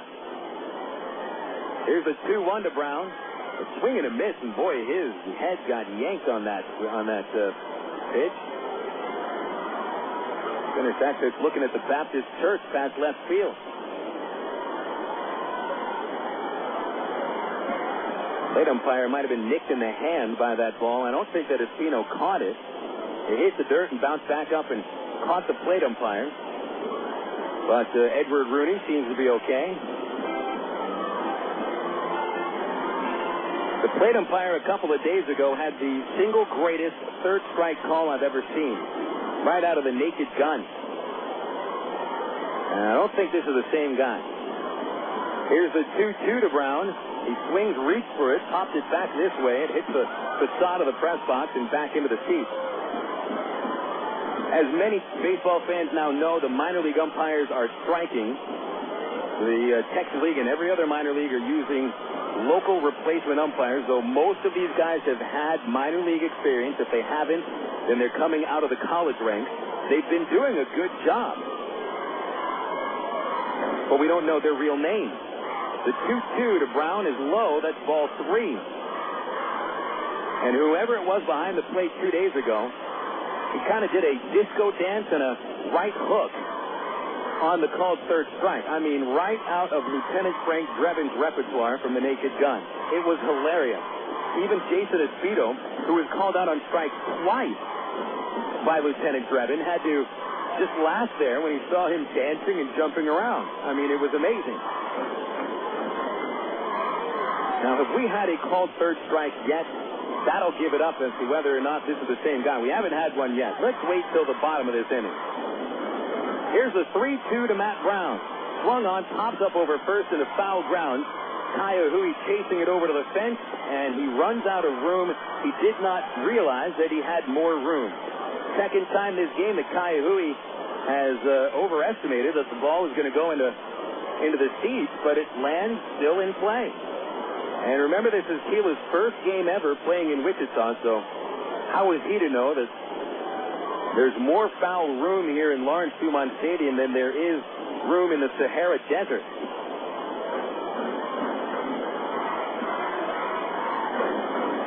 So that was the second ball that he could have caught. Should have caught, no doubt. No error charge. He didn't camp underneath it.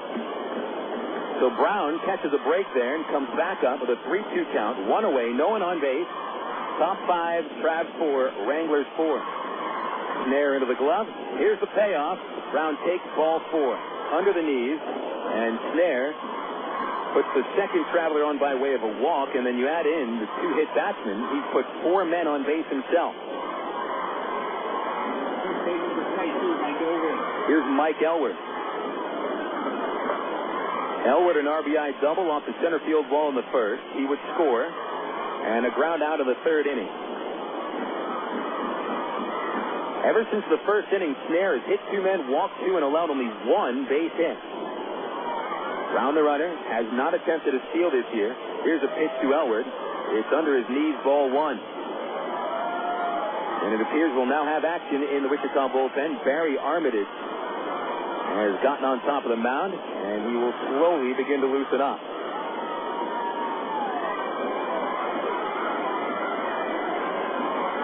Elwood holds the bat just in front of his right shoulder. Takes the pitch low. 2 balls, no strikes. Mike does have an interesting-looking batting stance as time is called by the catcher, and Espino walks out to the mound. Mike doesn't necessarily hold the bat behind him or even off to the side. He really holds it in front of him. And it's almost as if the bat is in the strike zone as the pitch is delivered, but I mean, he still brings the bat back before he swings, but a very interesting-looking stance that Elwood has. And it's looked the same for the last 2 years. The only difference is he's opened it up a little bit and has his feet a little closer together. Back to the stretch. Snare. Braun leads off. Here's the 2-0 to Elwood. It is low, and it's ball 3. 3 balls, no strikes. Snare struck out Wood for the second time starting this 5th inning and walks Braun. Falls behind Elwood, 3-0. Casey Smith is on deck. Here's the pitch. Elwood swings, hits it back to the mound. Played by Snare, throws to second, and they'll get the out at second. That's all they get. Snare's throw a little bit high to the shortstop Sanchez, and he almost missed the base, but he was able to swipe his foot across the top of the base just before Braun arrived. But you got to wonder about Elwood swinging at a 3-0 pitch and hitting what could have been a double play ball. The force out will go 1-6 at second, and Elwood is first. Travs get the green light on 3-0 if they see a pitch they like. Sometimes it works, sometimes it doesn't. Time called. Larry Carter out to the mound, the Wichita pitching coach, visiting Snare, who was holding his glove in his teeth for the moment. Sure, Mr. Snare's dentist wasn't too hot at that idea. No one wants to bite leather. So Carter speaking with Snare. I think Carter knows that Elwood just swung at ball 4. Snare certainly has labored through his 4 2/3 innings of work. Steven Shell has even looked stronger than Snare has ever since the first inning was completed. Travelers put up 3 runs in the top of the first, but Wichita scored 4 unearned runs in the bottom half of the first. Travs tied it up in the 4th. And now Smith will step up to the plate. The go-ahead run at first in the form of Elwood. Shortstop Sanchez is deep. Zappa's on the right side of the infield. Kaihui holds Elwood on. Here's a pitch to Smith. It's up high, ball 1. Casey going to be a father the second time over. I think that his wife Michelle is due during the season. Here's the 1-0 pitch. Smith swings and misses at a fastball, and it's 1-1. Now, if I remember correctly, and Casey did not play with the Travelers last year, though he did in 2003 and 04. Michelle's at just about every game. And I think she's staying back in Alabama. Pitch to Smith, grounded hard up the middle. Nice backhand play by Keem Kime. They'll flip over to the shortstop. Sanchez is at second for the force out, and that'll end the Travelers' 5th inning. The Travs do not score. They did not get a hit. They stranded a man on the base pass, We are halfway through Screaming Kids Day. Bottom of the fifth, Travelers 4, Wranglers 4 on Little Rock ESPN 1380. You know, to become the best barbecue restaurant in Little Rock, it takes dedicated people like us here at the Pig and Chick that are willing to wake up with the pigs to make sure that we bring home the best of the best in them hogs. Now, it's not the job for everyone, but you got to do what you got to do to make sure that every day is the best dang hog day ever. And here at the Pig and Chick, it's always the best. We slow cook our barbecues daily, making sure that it's lit, hugging good. Heck, we're known as the Great American Barbecue House here in Little Rock. We're also known around these parts as having the best dang catfish anywhere. So no matter what you're in the mood for, ribs, catfish, chicken, here at Pig and Chick, you'll always get the best meal in town. So come join us for lunch, dinner, or even let us cater your next event. Here at Pig and Chick, we take catering seriously, and we're going to make sure that your event is a huge success. Pig in or pig out at Pig and Chick, located at 7824 JFK in Sherwood. Call us for takeout at 834-5456. And it's the same number for catering, 834-5456. Here at Pig and Chick, people start pigging out at 10:30 a.m. daily and don't stop till 9 p.m. Oh, by the way, did I mention the catfish? Emergency hotline, can I help you? Yes, I need help. All right, sir, what's the problem? I can't taste my beer. I feel it in my mouth, but there's no taste. Okay, sir, this is what I want you to do. Put the bottle down and step away from the beer. Okay. Walk straight to the corner store and pick up a 6-pack of Miller Lite. Okay. Don't worry, it's going to be all right. Next time, try the light beer that actually tastes like beer. Great tasting, less selling Miller Lite. Miller, good call. Miller Brewing Company, Milwaukee, Wisconsin. This is Little Rock's ESPN 1380. We move to the bottom of the fifth inning, and Steven Shell still in the game for the Travelers. The right-hander from El Reno, Oklahoma, has recovered after a very rocky first inning when he gave up 4 runs, all unearned on 4 hits and faced 9 hitters. But in the last 3 innings, Shell has buckled down and faced only 10 men, missing 1 over the minnow to the second, third, and fourth. Here in the fifth inning, Ángel Sánchez leads off. Billy Butler and Alex Gordon will follow. DeMar continues to work in the Traveler pen. And Armitage over in Wichita's bullpen. Sánchez, a right-hander, takes a strike from Shell, and it's 0-1. The corners are up a little bit. Sánchez reached on an error by Wood in the first inning and scored. Popped up in the second inning. Pitch on the way, and it hits Sánchez. And Shell flunks the batter, and the leadoff man is aboard for the 3rd consecutive inning. Next be number 16, Billy Butler. So Shell's been throwing towards Sánchez most of the day. Remember, he hit him on an attempted pickoff move at second base. He hit Sánchez on his backside. Curveball slipped out of Stevens' hand back in the second inning, and a curve was over Sanchez's head. This time the fastball bore right down on his left hip. Butler at the plate. He's flied out twice. Right-handed batter, 0 for 2. First pitch swinging. High fly ball left field. Not very well hit. Gates is there. Over to the corner. He makes the catch. 1 away. Butler got a good swing at that one, but looked like Shell was able to bear it right down in the hand and just inside the barrel of the bat. So 1 away here in the fifth inning, and here's Alex Gordon.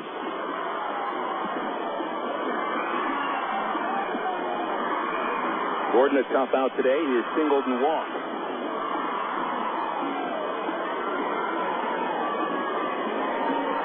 Later tonight in the Texas League, it is Tulsa and Springfield at Driller Stadium. The Drillers starting the season 5-1. Springfield 2-4. Gordon stands in there, left-handed. Here's the stretch, a pitch out, and it wasn't much of a pitch out. It came a little bit outside. Belfiar had to swipe at it backhand just to keep it from going to the screen.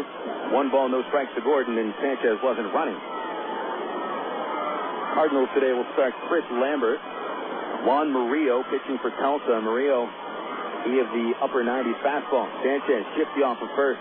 A long stretch by Shell. And there goes the runner. The pitch is fouled off. And it looked like Sánchez even hesitated, stopping about a third of the way to second base. Perhaps a hit and run. Not really a delayed steal. And Sánchez was paying attention to see if Gordon put the ball in play. So it's 1 ball and 1 strike on Gordon. Mitch Maier on deck. Braves 4, Wranglers 4, bottom 5. Sánchez is taking a short lead. And here's the pitch. The runner stays, and a swing and a miss on a fastball, strike 2. Midland and San Antonio at the Wolf tonight. Yorman Bazzardo pitching for the Missions. Midland sends lefty Ben Fritz to the hill. San Antonio one-hit Midland earlier in that series, and the Midland countered them with a one-hitter yesterday. Shell ready. The 1-2 comes to Gordon. Swung on, a looper over second, base hit into right field. Bacon cuts it off in the gap. Sanchez wants third. The throw goes all the way to third. He is safe. And going into second behind the throw is Gordon. So perhaps a mistake by Bacon, though he did have a shot at getting Sanchez at third. He overthrew the cutoff man. As a matter of fact, I did not see a cutoff man. And so Gordon, with the alert base running, comes in behind and gets into second base for the Wranglers. Have men at second and third with only one out of the 5th inning as they threaten to retake the lead. So Gordon is breaking out a little bit with his second hit of the game. He's still yet to be retired, and he continues to impress with his base running. He has stolen 2 bases and then moved in behind the throw there.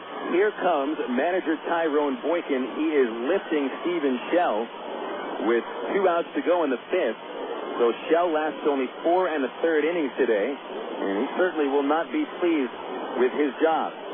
Michel Simard about to make his AA debut. This is an AT&T call to the bullpen, brought to you by the new AT&T. Go online to att.com and check out their amazingly low price for blazing fast, high-speed internet. Order today and get your high-speed internet at a dial-up price at att.com. Back after 60 seconds with Wichita threatening to take the lead. A 4-4 tie in the bottom of the 5th. This is Little Rock, ESPN 1380. Kirk Woolsey, we happen to know that you are the world's worst backseat driver, which means, Kirk, that you like to be in control. So check out att.com. You can see all our best deals, like 12 months of true high-speed internet for just $12.99 a month when you order online.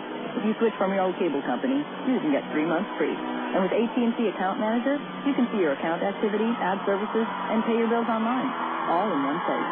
Well, that's Kirk's way. For everybody who's not Kirk, if att.com can deliver online control to him, it can do the same for you. Switch to the new AT&T at att.com, and you'll be in the driver's seat, as long as you're not riding with Kirk. SBC is now the new AT&T. The new AT&T. Your world. Delivered. Fancy every charges and setting units with the cost recovery extra. High-speed internet located without after 3 months paid service and please get the USF cost recovery and everything. For details of additional charges, restrictions, and requirements, call 1-866-416-6711 toll-free or visit att.com for all the details. Available in all areas.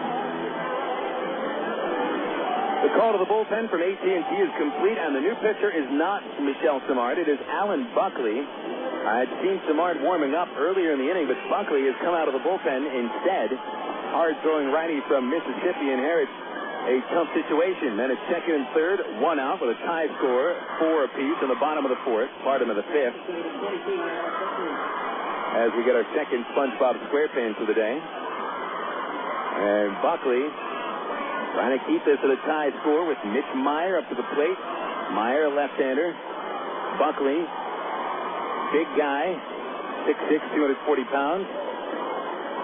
Maier's 1 for 2, and the infield will play for the out at home. Here is a pitch, and Maier swings and hits a high drive to the right field corner. Has a chance to get out of here. That ball is gone. It's a fair ball and a 3-run homer for Mitch Maier. On the first pitch that Buckley throws, Wichita gets their first home run of the game. And for Maier, it's his 3rd of the season, and the Wranglers are back up to a 3-run cushion.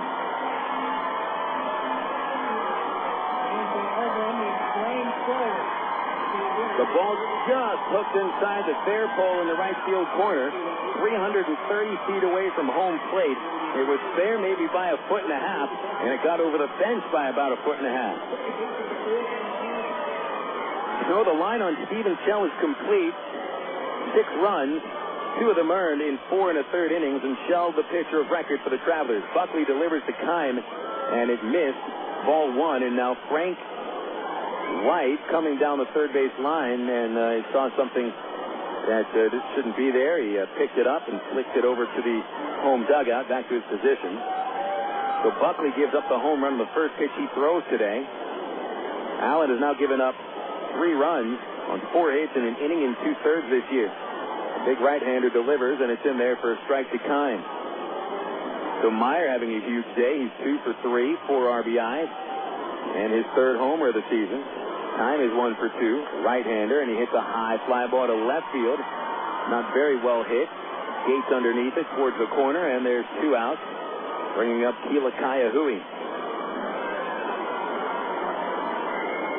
Wichita 7, Arkansas 4. And so the Wranglers have the Travs at, the very same spot they've been in the last 3 days. On Tuesday, the Travs trailed by 3 in the middle innings. They won in 10. Yesterday, the Travelers trailed by 3 going into the 7th. They won by a run, 5-4. And today, they'll be trailed by 3 going into the 6th. Hui, a wild swing and a miss to the ball in the dirt, 0-1. Keala Hui, in his first AA game, is 0 for 1 with a walk and a strikeout. California League All-Star last year. A fly ball hitter. Here is an 0-1, and he swings and grounds along the first base line. It is foul. Great diving stop by Elward, but all for nothing, as it is a foul ball. Boy, Elward's going to have all kinds of scrapes and rug burns on his wrists and elbows. You know, for the hard-nosed style of play that Elward has, he does not wear any protective gear. Doesn't wear any shin guards. He doesn't wear any elbow guards. Not as hard-nosed as they get. Mike is what you would call a throwback player, and to be quite honest, there's not too many of them anymore, but Elward is one of them. 0-2 count on Hui, and the pitch on the way from Buckley. A swing and a miss. He struck him out on the slider. The inning is over for Wichita, but 3-run score on 2 hits. There were no errors, and nobody left. 5 innings in the books at Wichita, and the Wranglers lead 7-4 on Little Rock, ESPN 1380. Hey, Gary Eubanks and Associates, you've heard us talk about what we bring to the table. You ask what that means to you. Well, these verdicts and settlements are real results we've achieved for our clients, as large as $19 million for one case. While facts differ and results vary on each case, you should put this experience on your side. Insurance companies notice, and that creates settlement. And remember, at Gary Eubanks and Associates, we'll win your case, or you don't owe us a dime. 1, 2, 3. We're at the supermarket checking out shopping lists. Oh, here's mine. Let's see. Milk, cheese, yogurt, ding, ding, ding. Oh, do I win? Well, actually, you probably lose. What? Lose inches. Oh. These studies show that people following a proper reduced calorie diet that included 3 servings of milk, cheese, or yogurt every day had better weight loss results and trimmed more from their waistline than if they just cut calories alone.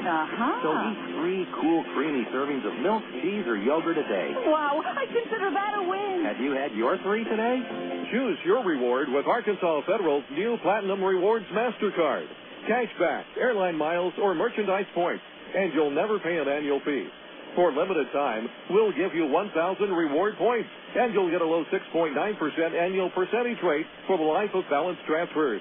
For details, call Arkansas Federal Credit Union at 982-1000 or apply online at ASCU.org. Arkansas Federal, the official credit union of the Arkansas Travelers. You're listening to Arkansas Travelers Baseball. Here at Lawrence Dumont Stadium, the Wichita Wranglers 7, the Arkansas Travelers 4 after 5 innings of play. And now both starting pitchers have been taken out of the ballgame as Barry Armitage replaces Ryan Snare. So Snare in line for the win after 5 innings.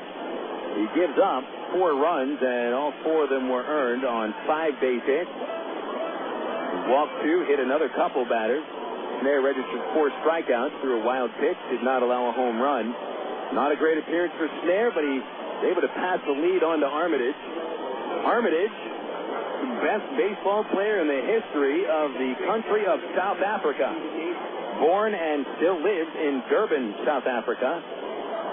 190 minor league appearances coming into this season. And he's a right-hander from the stretch against David Gates to begin the inning. And Gates pops the first pitch over first base.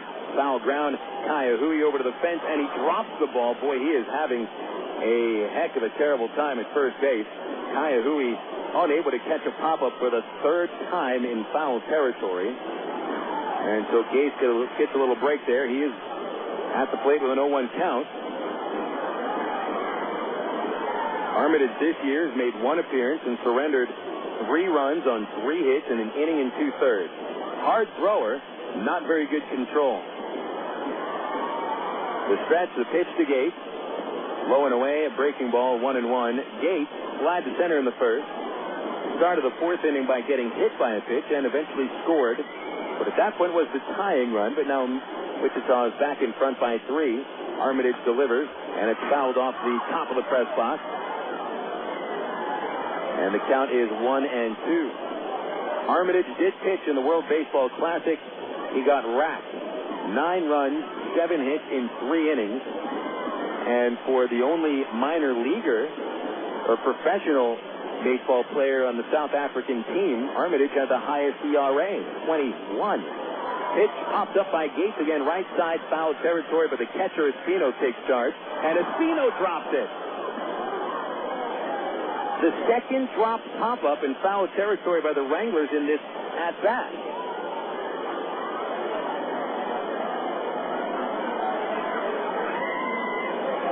So the Wranglers are charged with 2 errors, and the ball hasn't even been put in play here.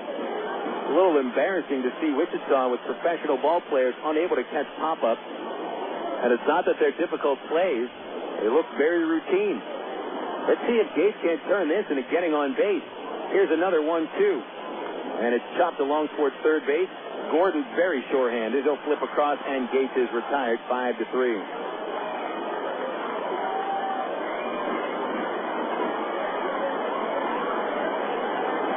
So that was actually Gates' 3rd chance in that one at-bat.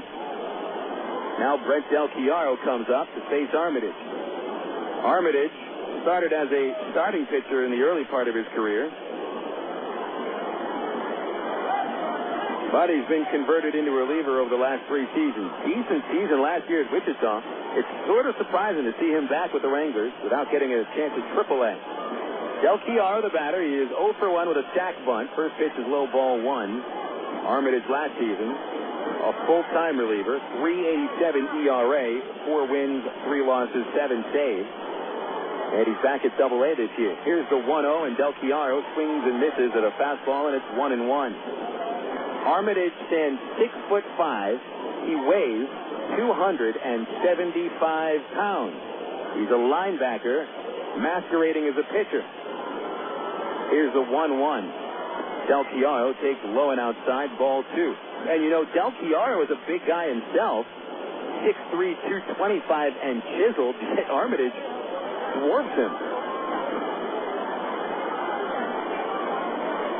Armitage with the stretch of the 2-1, and Del grounds foul outside third. It'll bounce towards the home bullpen. 2 balls, 2 strikes on Del Chiaro, and Eric Rodlin on deck. Wichita 7, the Travelers 4. Top of the 6th. Base is empty for Del Chiaro, 1 out, and Armitage delivers outside. And it's now a full count. The Wichita bullpen has looked terrible over the first 2 games of this series. Travelers scored 4 runs against the Pen yesterday, and they scored 6 against the Wichita Pen on Tuesday. Del Chiaro stays alive and fouls a fastball over the press box. Still 3-2. And remember, this is the same bullpen that blew a 5-run 9th-inning lead on opening night at Tulsa. So the Travelers who've come back the last 2 days could certainly do it again. Here's another 3-2. Del swings and stays alive. A foul straight back. 84 degrees right now here in Wichita. No clouds in the sky.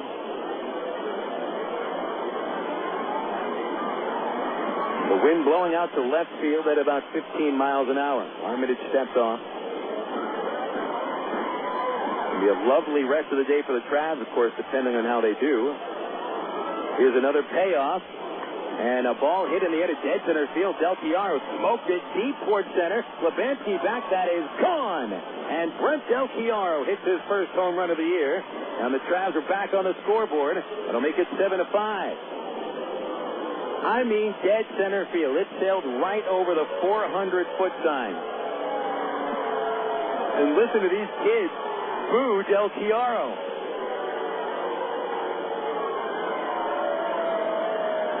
Brent Del Chiaro, who, if you know him, he's one of the friendliest ball players that we've had come through Little Rock.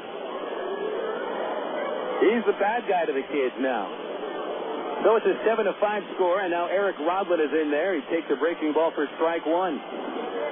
So Del Chiaro with his first hit of the season, and he hits it 410 feet to dead center.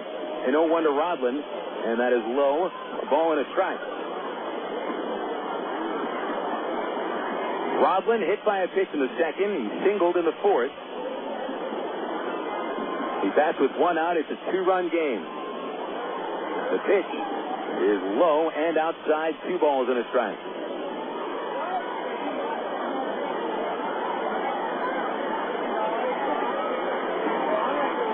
Into the stretch, Armitage. The kick and the 2-1. And Rodlin popped it up over the bullpen in left field. It's watching that sail over their head. It goes to a section where no one is sitting, and a well-placed young kid runs after it. Nobody there to challenge him for that souvenir. He runs back to his teacher and shows off that white pearl. Well, it's not really white anymore. Here's the 2-2. Rodlin swings and taps it back into the screen. Some of the kids are already gone. One of the ironies about Screaming Kids Day, a.k.a. School Kids Day. You get them here to watch a ball game as a field trip, and yet they leave before the game is over. Here's the 2-2. And Rodlin fouls it towards the kids over third base again. That goes right into a ramp, and it'll go all the way down to the concourse. I've always been intrigued by kids who have being forced, basically, to leave the game early. It wouldn't matter. If someone was throwing a no-hitter, they'd leave. 2-2 pitch to Rodlin. Swung on, grounded outside first. He hit it very hard, but foul. 4 consecutive foul balls hit by Rodlin. Now, the other thing is these kids here at this ball game, would they even know if a no-hitter is being thrown? Many of them are just here to get souvenirs, eat hot dogs, run around. Rodlin goes after the 2-2 again. High fly left field towards the line. Butler is there, and in fair territory, he makes the catch. 2 outs in the 6th inning. Dwayne Bacon is up next.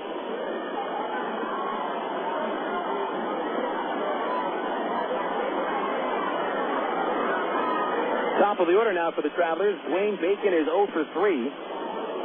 But he did knock in a run, beating out a possible double play ground ball in the 4th. For his first RBI of the season. Now he bats with 2 outs and trying to start a little 2-out lightning. A 2-run game, 7-5 Wichita. And Bacon will bat left-handed. Armitage, who stands 6 inches taller than Bacon, delivers a strike on the low outside corner. Add the fact that Armitage is standing on top of a foot-tall mound. He's actually about a foot and a half taller than Bacon before he even sees the pitch. And here's the 0-1. Low, 1 ball, 1 strike to Dwayne.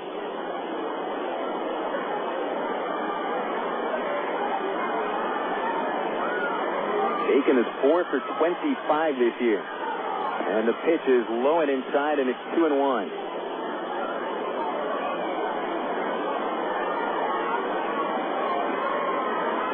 Aaron Peel on deck.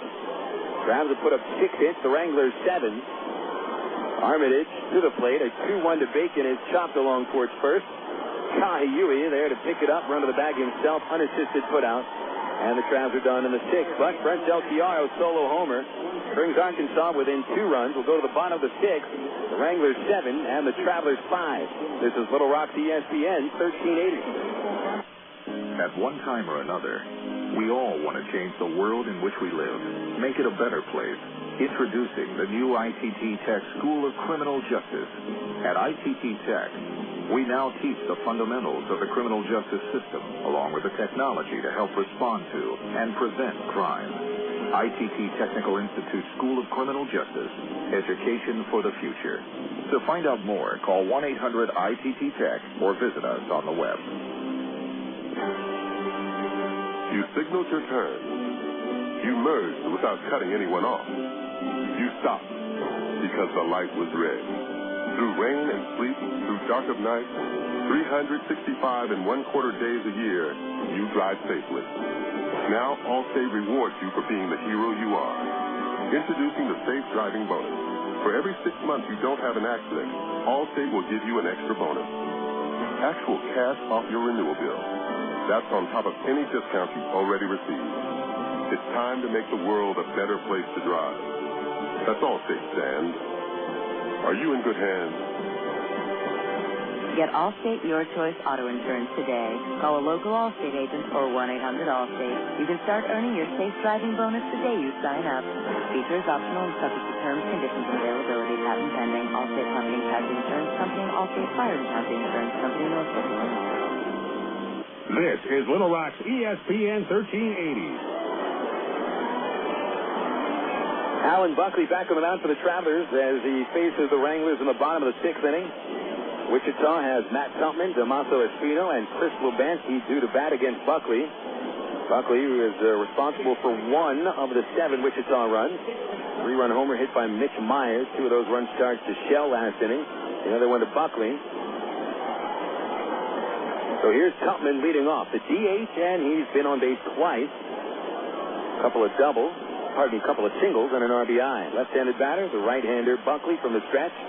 He kicks and comes home, and Tupman takes a strike at the knees, and it's 0-1. Check out the Major League scores this inning. On the Southwest Airlines out-of-town scoreboard, Buckley from the stretch, and the 0-1 comes and is hit in the air to center field, right to Dwayne Bacon. High fly ball, Bacon back a couple steps, and he makes the catch. Retiring Tupman for the first time today. And here's Damaso Espino. Pirates and Dodgers tied 2-2 in the top of the 5th inning. After 4 at Washington, the Mets 6 and the Nationals 2, 4 home runs for the Metropolitans, Floyd, Delgado, Beltran, and Wright. Here's Espino. He's 0 for 2, hit into a double play and reached on a fielder's choice. Pitch on the way, and he lines it the other way to the right field corner. It slices. It is foul. Florida leading San Diego 5-2. The Marlins trying for their 2nd win of the year. They're in the top of the 4th. And at the bottom of the 4th at St. Louis, the Cardinals and the Brewers tied 1-1. The American League, the White Sox have busted open the game at Detroit 8-0. Tigers started the year with 5 wins, and they're in danger of losing their 4th straight. Jim Thome hit his 6th home run. Tadahito Iguchi hit his 1st. Espino back up there. Buckley delivers, and the pitch is hit in the air to shallow center field. Another high fly for Bacon, but this time he comes in 3 steps and makes the catch, and there's 2 outs. The Yankees have a 4-0 lead over the Royals in the top of the 4th. 3rd straight day game at Yankee Stadium. Gary Sheffield hit his 3rd home run. And Torrey Hunter hit a home run as part of the Twins' 3-run first inning. The Twins 3 and the A's 2 in the top of the 5th. Later tonight in the American League, the Red Sox host Toronto, Seattle at Cleveland, and Baltimore into Tampa Bay. Top of the order, Lubanski the batter. First pitch, a wave and a miss on a Buckley slider, strike 1. National League, starting just about now, the Cubs and the Reds. Houston at San Francisco, hoping to squeeze in a doubleheader after back-to-back rainouts. Here's an 0-1 pitch to Lubanski. It's outside, 1-1. Day night doubleheader for the Giants and the Stros. First game, 2:35 Eastern. Second game, 8:05 Central. It's actually 2:35 Central time for the Giants. 1-1 to Lubanski. A swing and a miss. Another slider by Buckley. Strike 2. Phillies in Atlanta tonight are on ESPN 2. And the Rockies and the Diamondbacks in Phoenix. Used to be called the Bob. Now it's Chase Field. Buckley kicks, throws the pitch. The 1-2 is popped up on the left side of the infield. Brown holding his glove up to shade his eyes. He finds it in the sky, reaches out and drops the ball. And Lubanski safe at first on the error.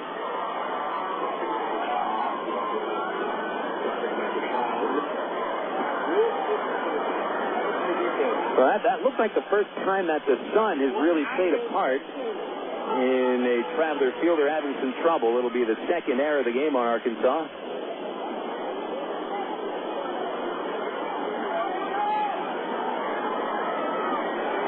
The last error charged with Brandon Wood in the first inning. It led to 4 unearned runs. The batter, Ángel Sánchez, he reached on that Wood error in the first. First pitch here is swung on and tipped into Del Chiaro's mid, strike 1. Sánchez would steal second of the first inning and score. He popped up in the second, hit by a pitch and scored in the fifth.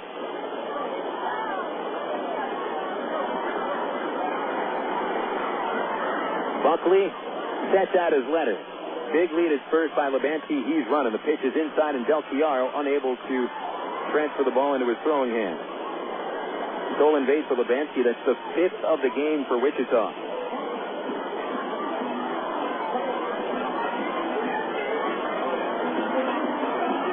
The Wranglers very comfortable in running against the Travelers today.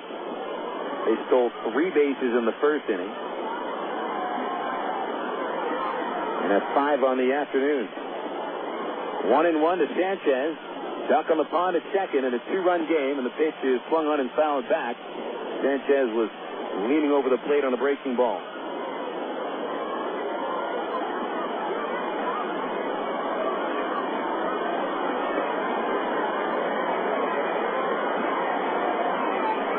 Buckley, a hard-throwing right-hander with a decent fastball. His slider looks good, too. With the exception of the first pitch he threw today, he's looked very sharp. Here's the 1-2 to Sánchez. Breaking ball. He rung him up on the outside corner. Strike 3 called, and the 6th inning is complete. No runs for the Wranglers. No hits, 1 Traveler error, and 1 runner stranded. 6 innings in the books. We'll go to the 7th. Wranglers 7, Travelers 5. This is Little Rock, ESPN 1380. If you're looking for answers from an auto parts store, get ready. Advance Auto Parts is working harder to help you save money by doing it yourself. Get ready for ASE-certified experts who are ready to help. Get ready for in-depth information from our free do-it-yourself brochures. Get ready for Advanced TV, our exclusive in-store video network that will have you going from no way to knowing how in no time. For all the advice you'll ever need, the first place to go is Advanced Auto Parts. We're ready in advance. Okay, here you go. The perfect house. So you ready to put in a bid? A what? It's a pretty tight market, and I'd really hate to see you lose out. It's the first house you've shown us. Yeah, isn't that great? Not working with the Century 21 agents. Century 21 agents pledge to keep showing you properties until you're satisfied. Only Century 21 agents offer the Century 21 service pledge to help reduce the stress of buying real estate. Century21.com. Real estate for your world. The Century 21 pledge is offered by participating offices. Each office is independently owned and operated. Hi, this is Ken Kincaid. It's Sean Arnell of Conference Call. Join us Monday through Friday right here on ESPN 1380 in Little Rock. All SEC, all the time. Join Ken Kincaid and him for all the SEC action. If it's SEC, it's on Conference Call. It's Conference Call Monday through Friday from 5 to 8 right here on Little Rock ESPN 1380. You're listening to Arkansas Travelers Baseball. 6 innings complete. Here are your totals heading into the 7th. For the Arkansas Travelers, it's 5 runs on 6 hits, 2 errors. The Travs have stranded 5. And for the Wichita Wranglers, 7 runs on 7 hits, 2 errors. The Wranglers have stranded 4. Here on the top of the 7th inning, the Travelers begin with Aaron Peel batting against Barry Armitage. Peel, the number 2 hitter, is 1 for 3 with an infield single today. First pitch he swung on, fouled it off, and it's strike 1. Armitage in his 2nd inning of work. He surrendered a solo homer to Brent Del Chiaro in the 6th. There's nobody warming up in the Wichita bullpen, and so Armitage cleared to pitch through the 7th. Peel, Wood, and Braun here in inning number 7 for Arkansas. Armitage delivers an 0-1 to Peel, and it's high and tight. 1 ball, 1 strike. Now's about the time where the Traveler offense came to life yesterday. Trailed by 3 going into the 7th. Scored 1 in the 7th, 2 in the 8th, and won it with a run in the 9th. The pitch to Peel is launched into left field. He drove it over the head of Billy Butler. It bounces on the warning track, and it'll be a double for Peel. Throw comes to the infield as Peel's already standing at second. A stand-up double for the Traveler right fielder. So for Peel, it's his first extra base hit of the season, second base hit of the afternoon. And now it is Brandon Wood coming to the plate representing the tying run. Wood's been held quiet today. Brandon 0 for 2 with a walk, and he struck out twice against the starter Ryan Snare. Wood, a right-hander with 2 home runs and 7 RBIs on the season. Armitage ready, and he delivers, and Wood takes it high. 1 ball, no strike. This is where Wood really just can't be pitched around. Then you bring the go-ahead run to the plate with nobody out. So Armitage has to come with something to hit. The stretch and the 1-0 to Wood is low, ball 2. Matt Braun on deck, and all Braun's done this series is knock in 5 runs with 5 hits. His game-winning homer on Tuesday and the game-tying homer yesterday. And do the Wranglers really want him coming up as representative of winning the go-ahead run here in the 7th? I doubt it. Armitage to the plate, a 2-0 to Wood, and a strike at the knees. He came with a slider. Gutsy pitch there, but it worked. It's 2 balls and a strike.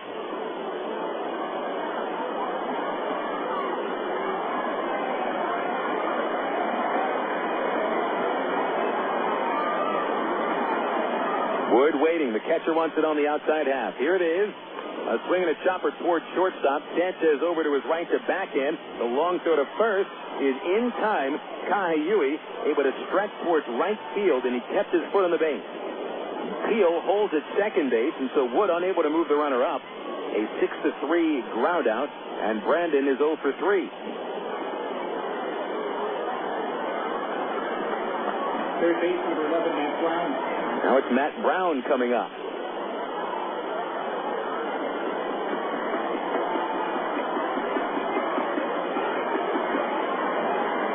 Braun has doubled, knocked a run home and scored. Fouled out to right and walked. Deal at second, held on by Kime, the second baseman. Braun in there waiting for Armitage, and he gets the sign. Here's the pitch. Braun, a good swing, but a pop-up. Foul ground, first base side. Kahayui over to the fence, and again he's unable to make the catch. It hit in play. That's the 4th time that Kahayui has had trouble with a pop-up in foul territory. He's dropped one of them, and he's come up short on 3 of them. Kahayui is just either a little bit slow to react on those pop-ups, or he just does not realize how much foul territory is over there. And, I mean, he's hanging his head right now as he takes his position behind first base. I mean, that would be 4 outs that the Travs have really just been handed right back to them because Kahayui cannot make the play in foul territory. So it's an 0-1 count on Braun. And here's the stretch by Armitage. Kickoff move over to second base. Teal dives back in. He is safe. Shortstop Sanchez came in behind the runner. But Teal read the moves of the pitcher. Wichita up by a 7-5 score, top of the 7th. And you know the Wranglers probably don't feel very confident with this lead. Not the way their bullpen has pitched this year. They've got a right-hander warming up in the bullpen. Armitage ready. Here's the 0-1 to Braun, and he fouled it off the very tip of the bat. He was way ahead of that pitch. No balls, 2 strikes.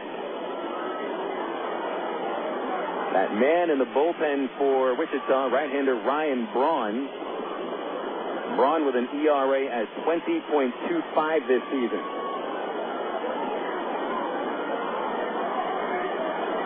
One of 4 Wichita pitchers with an ERA over 10 coming into this game. Yeah, it is early.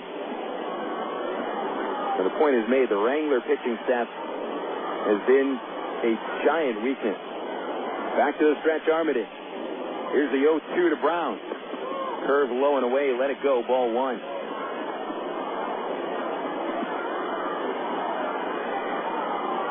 Leadoff double by Teal here in the 7th inning. Wood grounded out to short. Braun working with a 1-2 count, and Mike Elward on deck. Armitage, the big righty, looks over his shoulder, takes the sign. Catcher wants it on the inside corner, and the pitch is inside. And Braun jumped away from it. It's 2-2.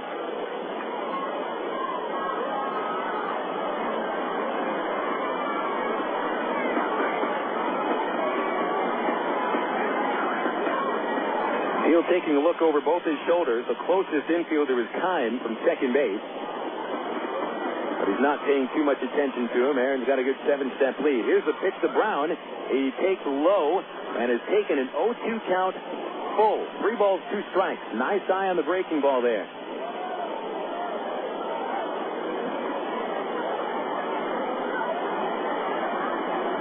Elward chomping at the bit in the on-deck circle. He represents the go-ahead run if Braun reaches base.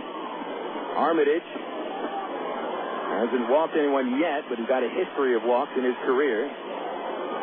Right-hander is ready. A glance at Teal. Now the 3-2 to Braun. In there for strike 3 on the inside corner. A fastball riding up in the zone, and it had even a little tail to it. And it clipped that inside corner. And Braun back to the dugout, displeased with the plate umpire's call. 2 outs, and now it's Mike Elward coming up. And it is not the same umpire who did the disco dance and the right hook on Tuesday as a third strike call. And to sign that guy up, I think he was dancing in disco fever. Here's Elward. Elward is 1 for 3 with an RBI double back in the first inning. We're in the 7th now. It's 7-5 Wichita. And a pitch to Elward is in there for a strike. Change up 0-1. Like to see if we can get Danny Terrio in umpire uniform. The rest of the umpires are dancing. Why not get a professional dancer to umpire too? Here's an 0-1 pitch. And Elward swings and ropes it towards left field. That falls in for a hit and past Butler. Here comes Teal to score from second base. And Elward gets to the second. The ball bounced over the fence and out of play. It'll be a ground rule double for Elward. Boy, Butler had a chance at that one, but he got a late break off the bat of Elward. He charged in. He dove for it, but he dove over top of the ball. It bounced under his glove and behind him.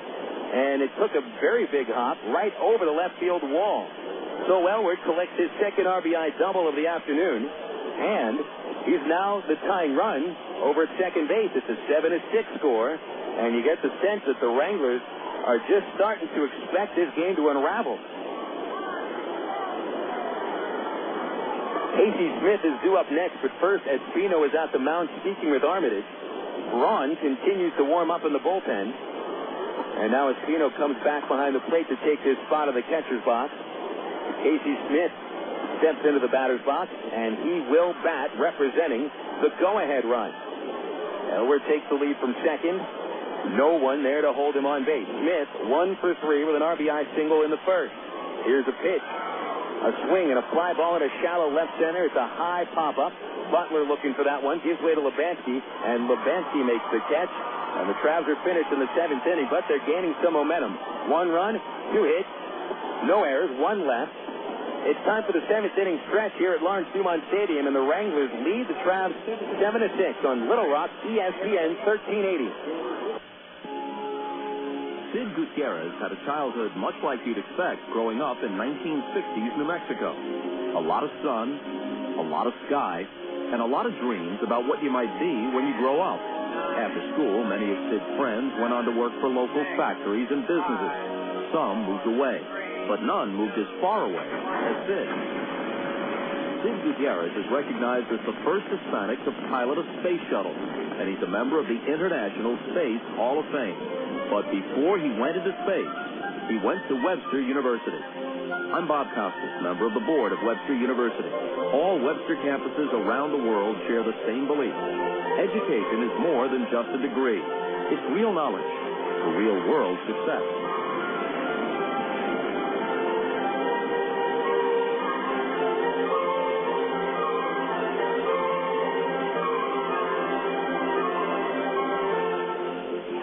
The pitch on the way, and you can catch the Travs online at www.travs.com.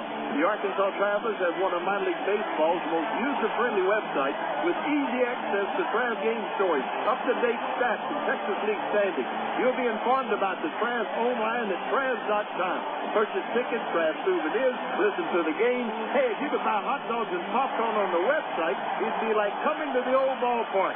See us online, www.travs.com. This is Little Rock's ESPN 1380. We're back for the bottom of the 7th inning as they stretch them at Lawrence Dumont Stadium with Take Me Out to the Ball Game. Really looking forward to our first 7th inning stretch of the year at Raywinder Field. Coming up on Sunday with a Travs home opener against the Tulsa Drillers. 4 o'clock first pitch.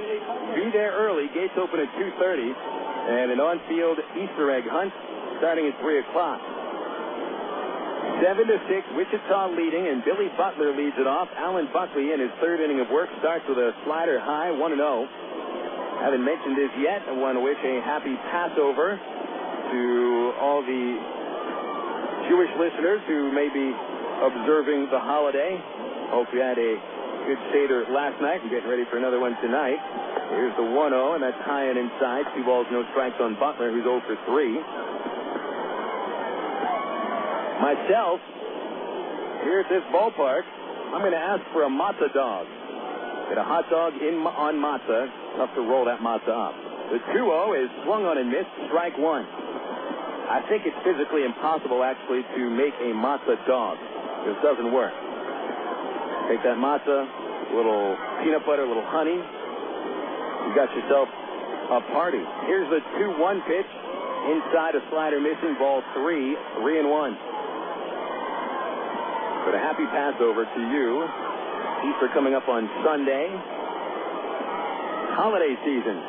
April Fool's, opening day, Passover, and Easter. 4 great holidays. Here's the 3-1 pitch. A swing and a high fly towards right. Shallow. Peel is in there and makes the catch for out number 1.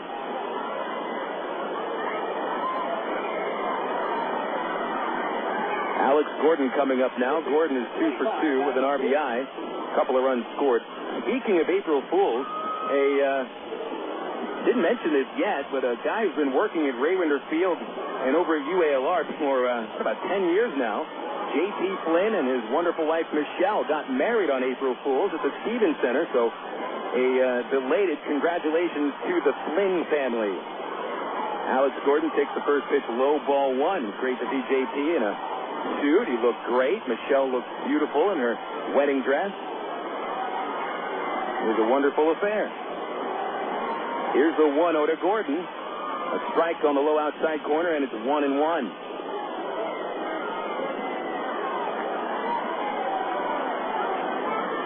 Interesting day to get married, though, on April Fool's. I guess it'd be like getting married on Halloween. Here's the 1-1. A swing and a high fly to right field. Hit pretty well by Gordon. Not deep enough, but Peel can't get there. It bounces to the fence and over the fence. And it's going to be a book rule double for Gordon. He's busted it out today with a 3 for 3 game.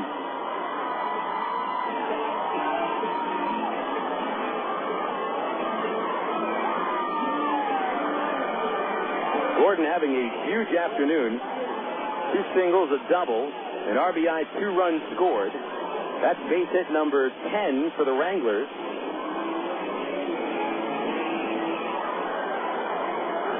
Pardon me, that is a base hit. Oh, we're waiting for them to put that up on the scoreboard. It is hand operated. Base hit number 8 for the Wranglers. Excuse me there. Maier the batter, and he takes low, ball 1. Maier homered off Buckley the last time they faced each other in the 5th inning. Jacked it inside the right field fair pole. Maier is 2 for 3 today with 4 RBI. Big run there at second for the Wranglers. Wood is coming in behind Gordon. Here's the pitch. A slider on the outside corner, strike 1. A ball and a strike to Maier. Adam Kime is on deck. 7 runs for the Wranglers. Maier with 4 knocked in. Kime knocked in 1 himself. Matt Tupman and Gordon with the other runs batted in. Here's a pitch.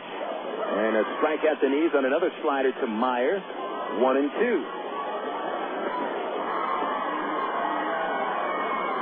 108 bottom 7. Wranglers 7, Travelers 6. Travs winning the first 2 of this series, coming behind in each game. Here's the 1-2 pitch. It's dropped by Del Chiaro, who was low and outside all the way to the back screen. It goes, and Gordon advances to third.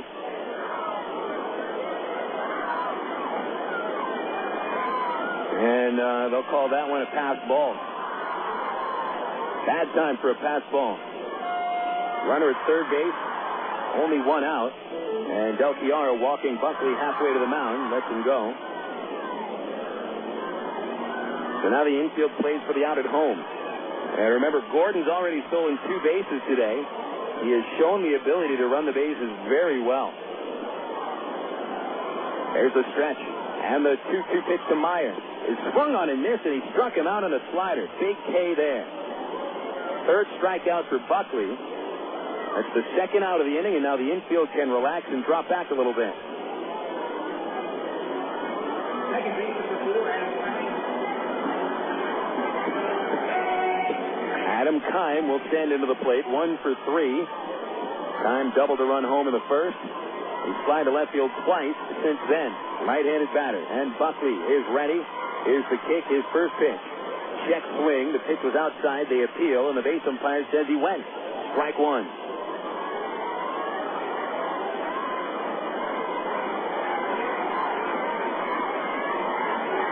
Buckley here in his 3rd inning of work. He has looked very good with the exception of 1 pitch. Here's the 0-1. A swing and a miss by Kime, and a ball in the dirt and dug out by Del Chiaro. Strike 2.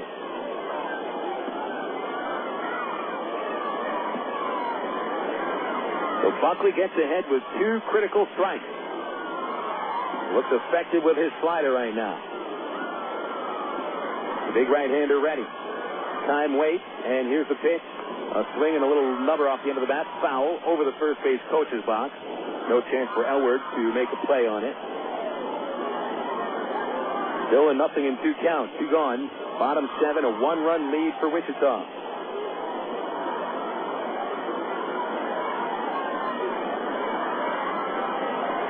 Buckley delivers the 0-2 way outside. Nice job by Del Chiaro.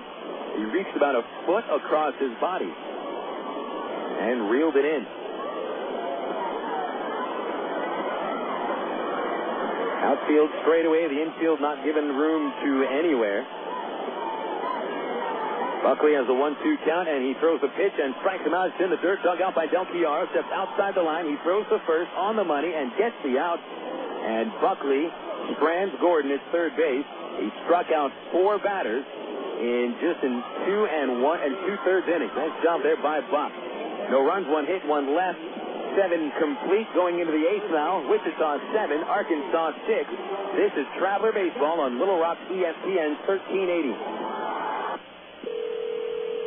Coca-Cola, this is Mitchell. My friend's brother is a molecular biologist, and he was saying the only way you could have gotten Coke Zero to taste like the regular Coke was to engineer it in space.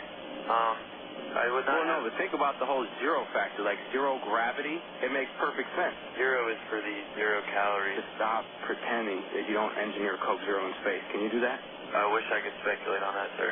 The next launch. I just want the time for the next launch. Coca-Cola Zero. Real Coke taste. 0 calories. AmeriPride Services is the linen and apparel company to get your team into a professional uniform program. AmeriPride features a wide range of high-quality custom programs for the manufacturing industry, hospitality and food service, medical or dental uniforms, and professional and executive wear. Call 664-5575 to schedule a presentation with an AmeriPride consultant. Also specializing in the finest quality table linens, rental mats, and restroom services. Call 664-5575 for AmeriPride. AmeriPride, the official garment supplier of the Arkansas Travelers. Here's the windup hitting on the way, and you can catch the Travs online at www.travs.com. The Arkansas Travelers have one of minor league baseball's most user-friendly websites with easy access to Travs game stories, up-to-date stats, and Texas League standings. You'll be informed about the Travs online at travs.com. Purchase tickets, Travs souvenirs, listen to the game. Hey, if you could buy hot dogs and popcorn on the website, it'd be like coming to the old ballpark. See us online, www.travs.com. ADXE North Little Rock. 2 innings to go and a tight game, 7-6. Wichita leading in the top of the 8th. Bottom 3 hitters of the Traveler order are due to hit against Ryan Braun, as Barry Armitage is taken out of the game, surrendering 2 runs on 3 hits in 2 innings. Braun, another right-hander, and 6'1", 215 pounds, from Mooresville, North Carolina. David Gates will lead it off. Braun, ugly numbers this year. 2 games, 3 runs, 2 hits, 1 in the 3rd innings. He's given up 2 homers. Gates has 1 home run. And here's a pitch to Gator. It's inside for a ball, 1-0. Gates a fly out in the first, hit by a pitch and scored in the fourth, bounced out to third in the sixth inning. So he's 0 for 2. Del Chiaro and Rodlin also to bat as Braun comes home from the stretch and it's low and outside, 2-0. Braun, 6th-round pick of the Royals in 2003, with UNLV. Braun, 2-0 pitch. Swung on, broken bat pop-up on the infield to the left side. Third baseman Gordon steps in front of Sanchez, and Gordon makes the catch for out number 1. Nice pitch by Braun right of the fifth. Braun was almost property of the Angels. They picked him in the 21st round of the 1998 draft out of high school, but he elected instead to go to Wake Forest. Went 3 years to Wake Forest and then transferred to UNLV for his senior year. 2004, led all the Royals minor leaguers with 23 saves, but had an injury-filled campaign last year. Pitched in only 8 games. And he gets a quick out here in the 8th, and now Del Chiaro is at the plate. No one on base for Del. He homered at dead center last time. First pitch is in there. Fastball for strike 1. Del Chiaro with strikeout, a sack bunt, and the homer, which came in the 6th.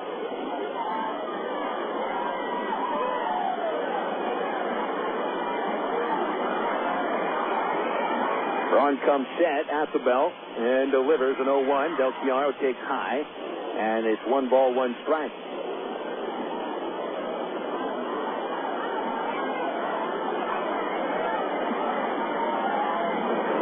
Rodlin into the on-deck circle. Travelers do have a couple of lefties on the bench if necessary in Greg Porter. And here's a 1-1 and a broken bat ground ball on the right side. Stopped by Kai Yui in the hole. Is flipped to the pitcher who covers, is in time. And Del Chiaro is out number 2. And it's the second broken bat for Braun here in the 8th inning. Let's see, the other bats on the bench for the Travs, you've got Greg Porter, Jason Esquido, and Bobby Wilson. So Esquido and Porter left-handed, and Wilson a righty. All of them starting the game on the bench. Now it's Rodlin batting. He's left-handed, and Rodlin has been hit by a pitch, single to center, and fly to left. He's 1 for 2. The Wranglers up by a run, 7-6 in the 8th inning. No one on for Rodlin. And Braun working from the stretch. Here's the first pitch. Swung on, hit in the air to left center field. Not hit very well, but Butler out there couldn't get to it. It bounced to the right of Butler, and it bounces over the fence for a book rule double. Rodlin is circling the bases. He thought he hit a home run. Was that a home run? Rodlin comes to the plate, and I think the umpires are saying this was a home run. Folks, I'm going to guarantee you that was not a home run. It hit the warning track, and it bounced over the fence. And now Frank White, the Wichita manager, comes out and asks the umpires to talk this over. The third base umpire comes to the plate umpire, Rooney, and now the other umpire comes over from first base to talk about this, and they're going to point to second, I think. And if Rodlin is told to go to second base, it's the right call. Eric is in the dugout for the moment. And he gets out of the dugout. He's going to jog out to second base. There's no way that was a home run. Nice to see the umpires conferring and making sure they got that call right. Texas League umpires from the championship series last year could have learned a lesson from that. But that's another story for another time. The tying run is at second base for Dwayne Bacon. Bacon batting left-handed. He's 0 for 4 today and 1 for his last 22. And a pitch to Bacon. Inside, ball 1.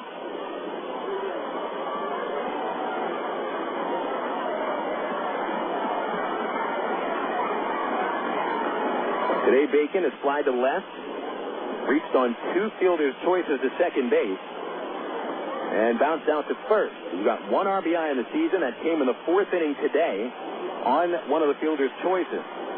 Now Braun ready, and the 1-0 to Bacon is fouled away over left field. It's out of play, and it's 1 ball and 1 strike on Dwayne.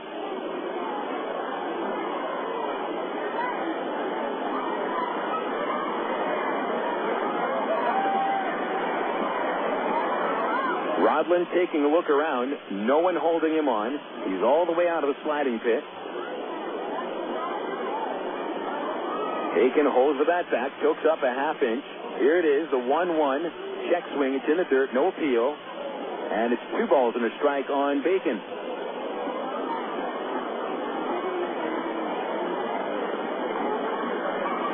Seven to 6, Wichita leads. They have led ever since the 5th inning after the Travs tied the game. A 3-run homer by Mitch Maier put him in front, but the Travs got a run in the 6th on Del Chiaro home run.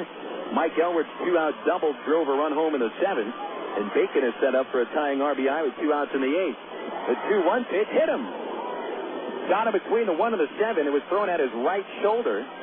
Bacon turned around and just absorbs that right in his back. And now the go-ahead run is aboard, and here comes Aaron Peel. It's the 3rd Traveler batter to get hit by a pitch today.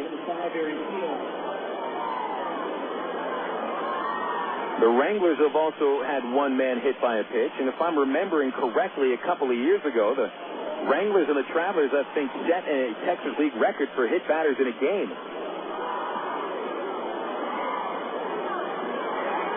So here's Peel. Aaron is 2 for 4, an infield single, a double, 2 runs across the plate. The stretch by Braun. He delivers to Peel, and Aaron takes it low as a curve, ball 1.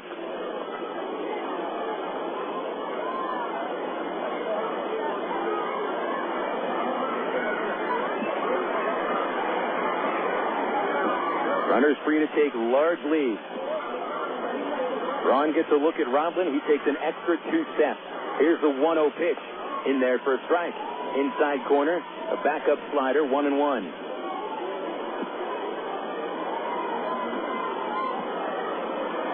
Brandon Wood on deck. You got to imagine Peel gets something to hit. 1 ball, 1 strike. The catcher, Espino, wants it on the outside half. And here's the 1-1. Got behind the catcher, and the runners advance. It was way outside, off the glove of Espino. They'll call that one a wild pitch.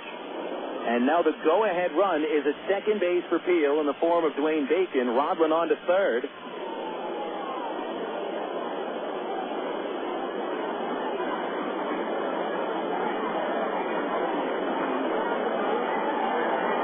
Peel with 1 RBI this year. It came a couple of days ago. Braun ready. And here's the 2-1 pitch. Swing and a miss. He went to the fastball and got it right by him. Braun's been fiddling around with various breaking balls, but he's got a decent heater. He dialed it up there and brings the count to 2-2. Peel staying in there. Now he chokes up half an inch. A long look for Braun at the time. And now the 2-2 pitch. Swing and a miss. He struck him out on the slider. And the 8th inning is over for the Travelers. No runs, 1 hit, 2 men left in scoring position. Hopefully the Travs don't live to regret that one. We'll go to the bottom of the 8th. Wranglers 7, Travelers 6. This is Little Rock, ESPN 1380. Emergency hotline, can I help you? Yes, I need help. All right, sir, what's the problem? I can't taste my beer. I feel it in my mouth, but there's no taste. Okay, sir, this is what I want you to do. Put the bottle down and step away from the beer. Okay. Walk straight to the corner store and pick up a 6-pack of Miller Lite. Okay. Don't worry, it's going to be all right. Next time, try the light beer that actually tastes like beer. Great tasting, less selling Miller Lite. Miller, good call. Miller Brewing Company, Milwaukee, Wisconsin. AgPro knows your patient. You've had your eye on a certain green and yellow tractor for some time now. But here's a thought. Visit your local John Deere dealer for an innocent test drive. Sit in that yellow seat and feel that rugged quality. Then run the numbers. You may find you've underrated the value of a John Deere and overrated the value of patience. After all, nothing runs like a Deere. Test drive the John Deere of your choice today at AgPro Central Arkansas, 10504 Maumelle Boulevard, North Little Rock. Of all the days of the week, it seems that Mondays are everybody's least favorite day. Well, the Travs and the Arkansas Democrat-Gazette have a reason for baseball fans to look forward to Mondays. That's because Mondays are Democrat-Gazette family night here at the ballpark. You just pick up a copy of Monday's Democrat Gazette, and you'll find a discount family ticket right there in the sports section. That's right. It's a coupon that admits the whole family for just $2 a person. Hey, Mondays don't sound so bad anymore. You're listening to Arkansas Travelers Baseball. We get into the bottom of the eighth inning here at Lawrence Dumont Stadium. They just played their third SpongeBob SquarePants of the afternoon. Wichita leading where it counts, 7-6 over the Arkansas Travelers. Last chance for the Wranglers to add to the lead against Alan Buckley. Buckley over 2 2/3 innings has struck out 4 hitters, allowed 1 run on 2 base hits. Hila Kaiahui to lead off, and he's a left-hander. Righty Buckley goes to work, and Kaiahui pops it up in a shallow right field. Into right center it goes, and Dwayne Bacon is there, and he reaches out and makes the catch. 1 pitch, 1 out. And here is Matt Tupman up to the plate next. For the Travs, it's 6 runs, 9 hits, 2 errors, and the Wranglers, 7 runs, 8 hits, 2 errors. When the Travs come to the plate in the 9th inning, it'll be Brandon Wood leading off, Matt Brown to follow, and then Mike Elworth. So the Travs have pretty much their 3 best hitters coming up next.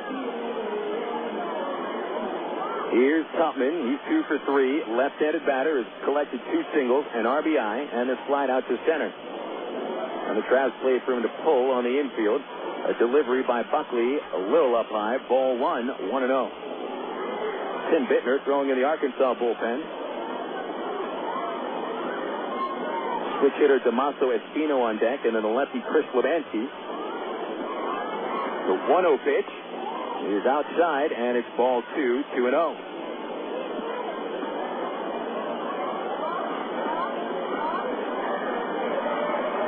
That 3-run homer by Mitch Maier has stood for the moment.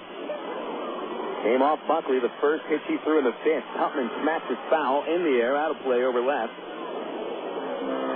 And now it's 2-1. Wranglers scored 4 runs in the 1st, all unearned. 3 runs in the 5th on the Maier home run. Buckley kicks. And the 2-1 pitch is pulled on the ground to Elwood at first. He scoops it up. He sprints to the bag and beats Tupman there for the 2nd out. Travelers runs today, 3 in the 1st inning. Now 1 in the 4th. Solo homer by Del Chiaro in the 6th. Mike Elwood drove in the Travelers' last run. Yet Arkansas was set up in the 8th inning to take the lead, leaving runners at 2nd and 3rd. 9-hitter Espino is in there, and he's 0 for 3. Here's a pitch on the way. Espino grounds to third base. Brown there. And his throw to first will end the inning, and that was the easiest inning of the game for any Traveler pitcher. Down go the Wranglers 1, 2, 3, and the Travs will come up in the top of the 9th, needing 1 to tie. 7-6 Wichita. Going into the 9th on Little Rock, ESPN 1380. It takes teamwork to be able to reach new goals in today's complex business environment. Each one of us should strive to be a step ahead and know how to compete in a rapidly changing world. The ITT Tech School of Business is about helping people prepare for the challenges of a competitive world. ITT Technical Institute School of Business, education for the future. To find out more, call 1-800-ITT-TECH or visit us on the web. Coca-Cola, this is Mitchell. My friend's brother is a molecular biologist, and he was saying the only way you could have gotten Coke Zero to taste like the regular Coke was to engineer it in space.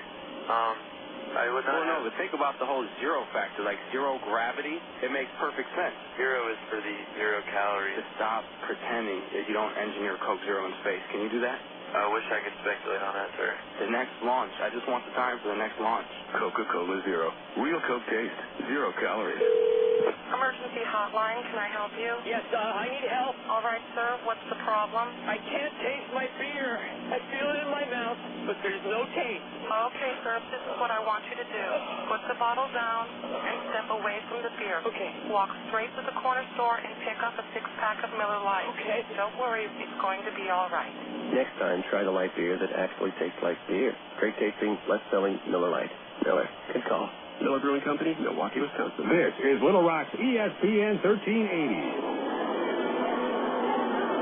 Last chance for the Travs, as the Wichita Wranglers are 3 outs away from earning their first victory of the 2006 season. Bill Elson with you here at Lawrence Dumont Stadium on Little Rock ESPN 1380. The Wranglers leading by 1 run. 7-6, Wichita in front. Ryan Braun trying to close it out of the ninth against Brandon Wood, Matt Brown, and Mike Elworth. Wood's had a tough afternoon. He's committed an error in the field and gone 0 for 3 at the plate. He struck out twice. Brown with 1 hit, an RBI double, and Elworth is 2 for 4 with 2 runs batted in on 2 doubles. Wood first and Braun from the stretch. The righty comes set at his belt and throws to the plate, and Wood takes a fastball for strike 1.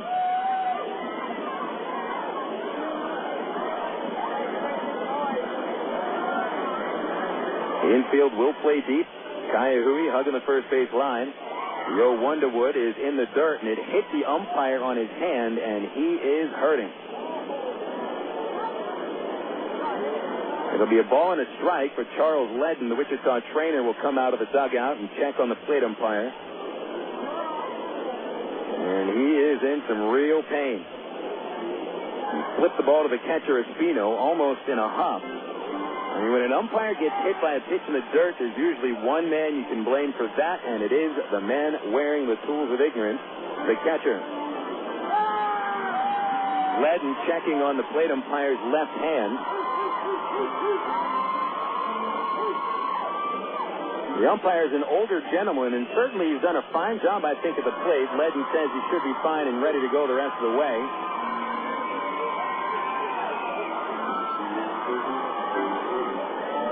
And we'll get back to action here with Wood coming up with a 1-ball, 1-strike count leading off the top of the ninth. 7-6, Wichita leading.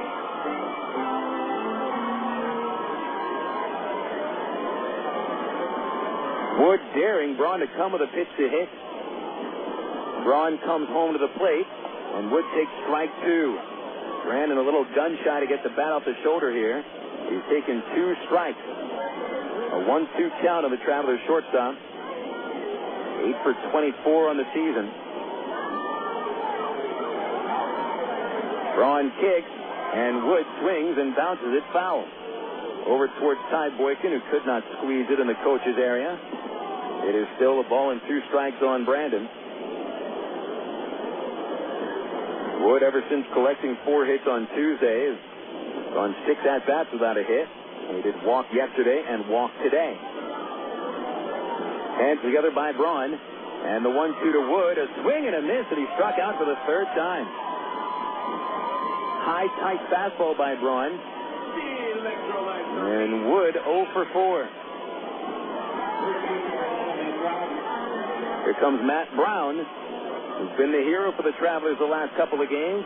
Game-winning homer Tuesday. Game-tying homer yesterday. This afternoon, Brown, an RBI double, a foul out, a walk, and a strikeout, 1 for 3. Right-hand batter, and Braun right-handed as well. They'll go to the stretch, and Braun's pitch. Missed high and inside, a slider, ball 1. Braun, I mentioned 23 saves 2 years ago at Wilmington, but with only 8 appearances last year, he had no saves. So he's trying for his first save in about a year and a half, maybe a little bit more than that. And now the 1-0 to Brown. He takes a strike, a curveball. And tell you what, Braun's got his stuff working here.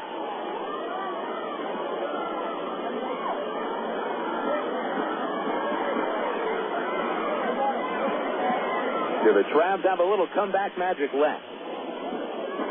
Braun kicks, and Brown swings and fouls it back. He got a nice hack at that one.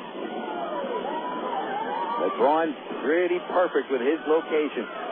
Catcher set up on the inside corner, and that's where the pitch came, right on Matt's spin. 1 ball, 2 strikes on the Travelers' 3rd sacker.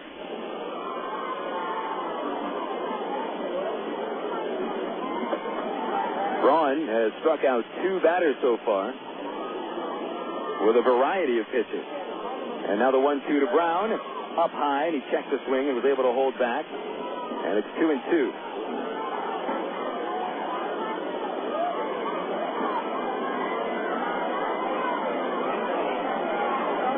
No one warming up in the Wichita pen. Tim Bittner working on mechanics in the Traveler pen. Base is empty for Braun. One out of the ninth. And here's the 2-2 pitch. A swing and a bouncer foul. It bounces into the seats at third base, and just as I thought, most of the kids are gone. I mean, we got a one-run game. You got a team in the Travs who've come back 3 times already this year, and the Wranglers bullpen has given up the lead 4 times. But the kids have to get back home. It's snack time, and that's more important. Braun sets. Here's the 2-2 to Matt. He swings and misses at a fastball, and Braun has struck out 3 in a row.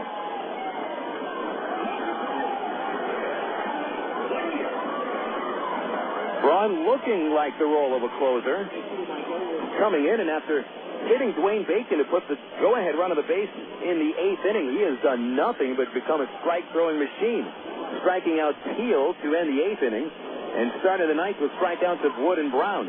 Now it's Mike Elwood coming up, the hottest hitter on the Travs. 2 for 4 today with a couple of RBI doubles.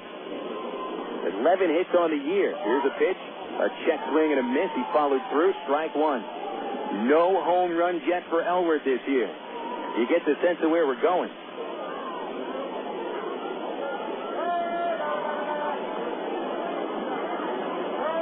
Elwood last season was able to knock out 14. The 0-1 fouled away, strike 2. Braun really showing confidence now as he's taken the Wranglers to 1 strike away from their first win. The Wranglers are not, however, leaning over into the fence of their dugout. They're just sitting back. They've been to this point before this year, and they've been burned. Braun into the stretch. Here's the 0-2. It is low. Good eye by Elwood. Braun getting a nice downward motion on that slider, and it looks tough to pick up.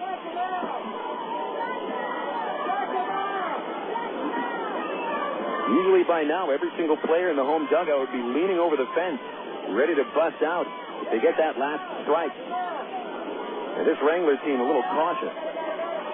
1-2 on Elwood. The pitch on the way. Inside and high. It's 2-2. Casey Smith is on deck. Smith 1 for 4. Elwood at the plate 2 for 4 today with a 7-6 lead for the Wranglers. Top 9, no one on, 2 outs. And the 2-2 pitch is on the way from Ryan Braun. Here it is. Slider high.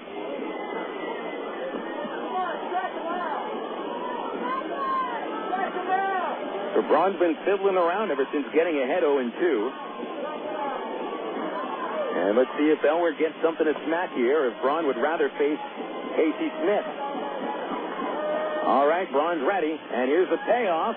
It's high, ball 4. And the tying run is on base. Here comes the go-ahead run to the plate in the form of Casey Smith.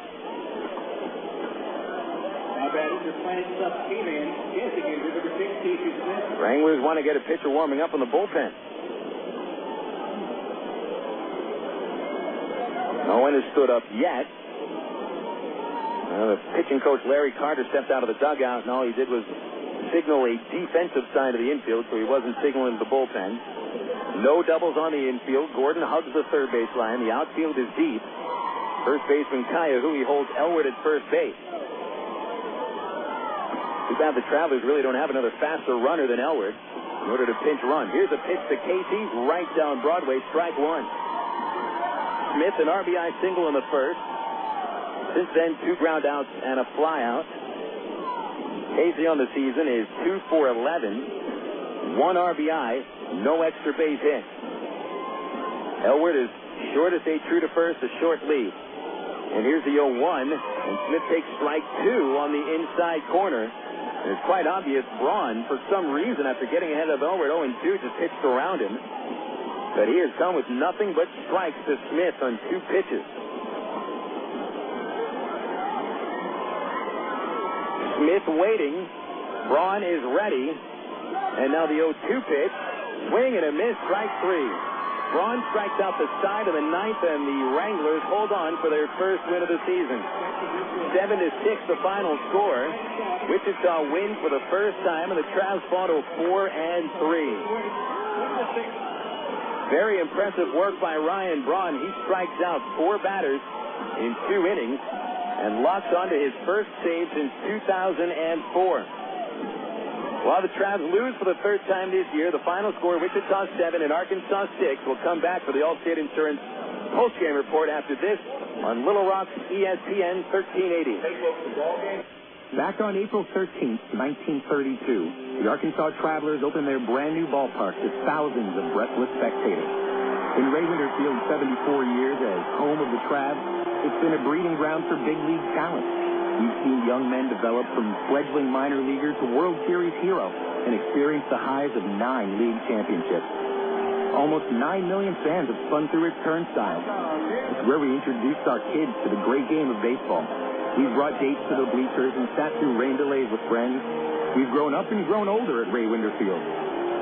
This is our ballpark. The Travs' new home, Dickey Stevens Park, will be ready by April 2007, and the team's future is bright. But Ray Winter Field has been a part of the fabric of life in Arkansas for 3/4 of a century.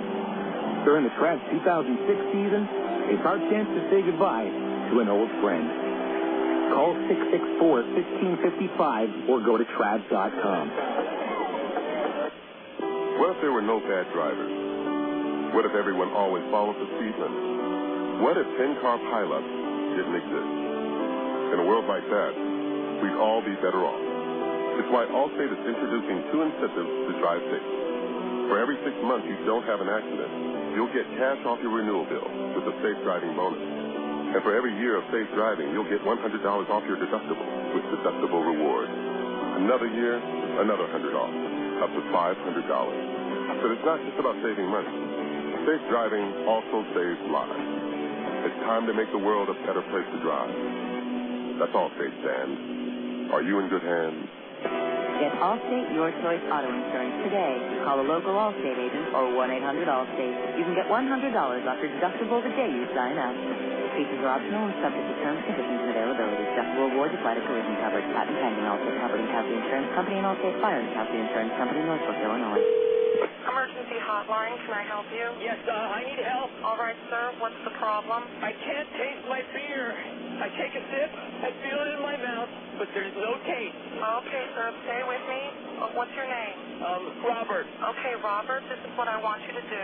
Put the bottle down and step away from the beer. Okay. Walk straight down to the corner store and pick up a 6-pack of Miller Lite.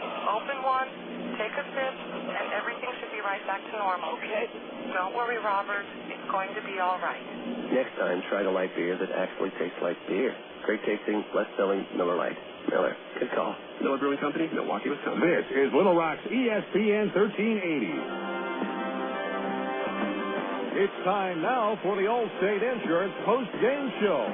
Once again, here's the voice of the Arkansas Travelers, Phil Elson. Welcome back to Lawrence Dumont Stadium for the Travelers Allstate Insurance postgame report. Today, the Travs fall to the Wichita Wranglers by a final score of 7-6. Here are your unofficial final totals for the Travelers. It was 6 runs on 9 hits with 2 errors and 9 men stranded. For the Wichita Wranglers, it was 7 runs on 8 base hits with 2 errors, and the Travelers, and Wichita stranded 5. Winning pitcher Ryan Snare goes to 1-0. Stephen Schell takes the loss. He's 1-1, and Ryan Braun saved his first of the year. Recapping the ball game, looked like it would have been smooth sailing for the Travelers in the early going. They rallied in the first inning against Ryan Snare for 3 runs on 4 hits. 1-out infield single by Aaron Peel. Matt Brown would double him home with a 2-out hit, bringing Mike Elward up to the plate. To stretch the 0-1, Elward swings and gets a hold of it. A high drive deep to center. Lebanski back to the warning track. It's over his head. It hits the fence. 2-0 Travs as Brown is home and Elward replaces him at second with a stand-up double. Travs weren't yet finished, however, as Casey Smith delivered an RBI single to center field, bringing Elward home, and that made it a 3-0 lead for the Travs with Stephen Schell on the mound. Things were looking good, but things didn't stay good for very long. After 1 out in the first inning, Brendan Wood booted the ground ball by Ángel Sánchez, the shortstop, for an error. Sánchez would steal second, the first of 5 steals on the afternoon for the Wranglers. Alex Gordon knocked him in with a base hit. Gordon then stole second and scored on a single by Mitch Maier to make it a 1-run game. Then Maier stole second and scored on the game-tying double by Adam Keim. Keim would come home after a walk to Keila Kaiahui as Matt Tupman comes to the plate for the go-ahead hit. Shell had a first-inning ERA at 8.67 in 2005. Here's the 1-1, and it is lined up the middle and into center field for a hit. The Wranglers are going to take the lead. Time around third to score the 4th run of the inning. It's 4-3 Wichita. The Wranglers scored 4 unearned runs in that first inning. 4 runs, 9 men come to the plate on 4 hits and 1 error. The Travs, however, would tie it up in the 4th against Snare. He hit David Gates to begin the inning. Brent Del Chiaro's sacrifice bunt moved him up. Eric Rodland's bloop single moved Gates to third. And Dwayne Bacon beat out a possible double play ground ball to the second baseman, and that tied the game 4 apiece. The Wranglers were able to jump ahead for good in the 5th. Shell left the game after hitting Ángel Sánchez and allowing a 1-out single to Alex Gordon. Gordon, by the way, finishing 3 for 3. Alan Buckley came out of the bullpen, and Buckley's first pitch ended up on the wrong side of the outfield fence. Myers 1 for 2 in the infield, will play for the out at home. Here is a pitch, and Myers swings and hits a high drive to the right field corner. Has a chance to get out of here. That ball is gone. It's a fair ball and a 3-run homer for Mitch Maier. Second homer of the season for Maier. It proved to be a game winner. Buckley was fantastic from there, going 3 2/3, only allowed 1 hit the remainder of the way. But that 1 run, Maier's run coming on the tail end of the 3-run homer, proves out to be the difference maker. The Travs got back on the scoreboard in the 6th against Barry Armitage. Brent Del Chiaro, a home run at dead center field, bringing the Travs within 2. Aaron Peel led off the 7th with a double. He scored when Mike Elward hit a book rule double to the left field wall. That got the Travs within 1. Travs' last real chance to make some noise at the plate in the 8th inning. After 2 outs, Rodland reached on a book rule double. And then Bacon was hit by a pitch from Armitage, putting the go-ahead run on base. Armitage even threw a wild pitch to aid the Traveler cause, moving the go-ahead run into scoring position. But Aaron Peel struck out, ending the inning, and then the Travs went down rather quietly in the 9th. Ryan Braun striking out the side and locking onto the save, his first of the year. Wichita wins it 7-6. The Wranglers are now 1-6, while the Travs fall to 4-3. Coming up next on the Allstate Insurance Postgame Report, a quick look at the Major League scores and set up tonight's Texas League action on the Allstate Insurance Postgame Report here on Little Rock ESPN 1380. Coca-Cola, this is Mitchell. My friend's brother is a molecular biologist, and he was saying the only way you could have gotten Coke Zero to taste like the regular Coke was to engineer it in space. I would not. Well, no, but think about the whole zero factor, like zero gravity. It makes perfect sense. Zero is for the 0 calories. Just stop pretending that you don't engineer Coke Zero in space. Can you do that? I wish I could speculate on that, sir. The next launch. I just want the time for the next launch. Coca-Cola Zero. Real Coke taste. 0 calories. Your world is suddenly changing for the better, all because 2 great companies that you know and trust, have now joined forces to deliver the world that matters most. Yours. AT&T, with its passion to invent, and SBC, with its drive to deliver, have come together to create the most complete and secure network with products and services to keep you connected to work, home, to life. Introducing the new AT&T, your world, delivered. This is Little Rock's ESPN 1380. Back for the Allstate Insurance postgame report. Phil Elson with you on Little Rock's ESPN 1380. A look at the Southwest Airlines out-of-town scoreboard shows no final scores yet, but we're getting to the late innings and plenty of games in action. The Dodgers have busted it out against the Pirates, 13-4. Dodgers leading in the bottom of the 7th inning. Cody Ross a couple of home runs. Olmedo Signs went deep for the Dodgers. Jeremy Bennett for the Pirates. The Mets put up 5 runs in the top of the 7th. 13-3. New York leads the Nationals. Floyd, Delgado, Beltran, and Wright each going deep. The Mets hit 3 homers in the first inning. Bottom of the 6th at Florida, the Marlins 8 and the Padres 2. Dan Uggla hit his first Major League homer. Matt Jacobs hit his third. St. Louis and the Brewers tied 3-3 in the bottom of the 7th inning. And the Cincinnati Reds lead the Chicago Cubs in the top of the 4th, 4-0. Felipe Lopez and Adam Dunn have each hit home runs. Later tonight in the National League, it's actually going to start in about 25 minutes. The first game of a day-night doubleheader with the Giants and the Astros. Matt Morris and Brandon Backey. The nightcap features Roy Oswalt and Matt Cain. ESPN2 featuring the Atlanta Braves and Philadelphia tonight. It's Floyd on the mound for the Phillies, Tim Hudson for the Braves. That'll be a 6:35 first pitch Central Time. And wrapping up the National League schedule, it'll be Colorado at Arizona. 8:40 Central Time, Josh Fogg and Russ Ortiz, the starting pitchers. Now in the American League, it's the Chicago White Sox leading the Tigers 10-8 on the top of the seventh. 28 hits and 4 homers between those two teams. Ordonez and Shelton going deep for the Tigers. That's 7 home runs for Shelton to lead all major leaguers. Comey and Iguchi have hit a home run for the White Sox. Yankees 4, the Kansas City Royals 1.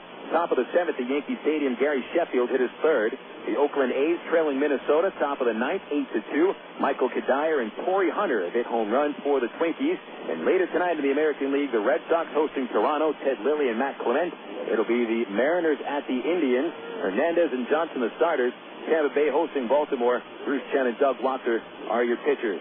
Later tonight in the Texas League, it's all nighttime action. Corpus Christi and Frisco at the Big Burger. Midland and San Antonio at the Wolf. And Springfield and Tulsa at Driller Stadium. All those games starting at around 7 o'clock Central Time. Final score here from Wichita with the Wranglers 7 and the Travelers 6. We'll wrap up this broadcast and set up tomorrow's game after these words on Little Rock's ESPN 1380. You signaled your turn. You merged without cutting anyone off. You stopped because the light was red. Through rain and sleet, through dark of night, 365 and 1/4 days a year, you drive safely. Now, Allstate rewards you for being the hero you are. Introducing the Safe Driving Bonus. For every 6 months you don't have an accident, Allstate will give you an extra bonus. Actual cash off your renewal bill. That's on top of any discounts you've already received. It's time to make the world a better place to drive. That's Allstate stands. Are you in good hands? Get Allstate Your Choice Auto Insurance today. Call a local Allstate agent or 1-800-ALLSTATE. You can start earning your safe driving bonus the day you sign up. Features optional and subject to terms, conditions, and availability. Patent pending. Allstate Company Casualty Insurance Company. Allstate Fire and Casualty Insurance Company, Northwest Illinois.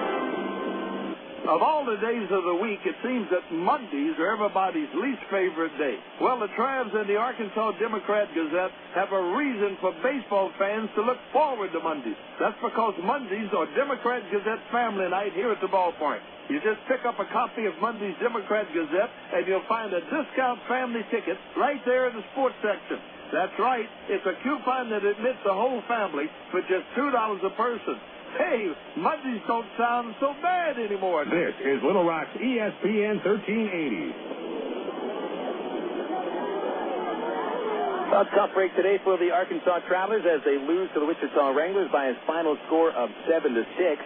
The first win of the season for the Wichita Wranglers, though it did come certainly at the expense of some nerves. The Wranglers only able to hold on to a 1-run lead after taking a 3-run lead into the 6th inning. But the Wranglers got it done today.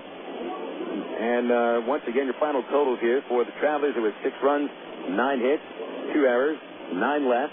Wichita, 7 runs, 8 hits, 2 errors, and 5 left.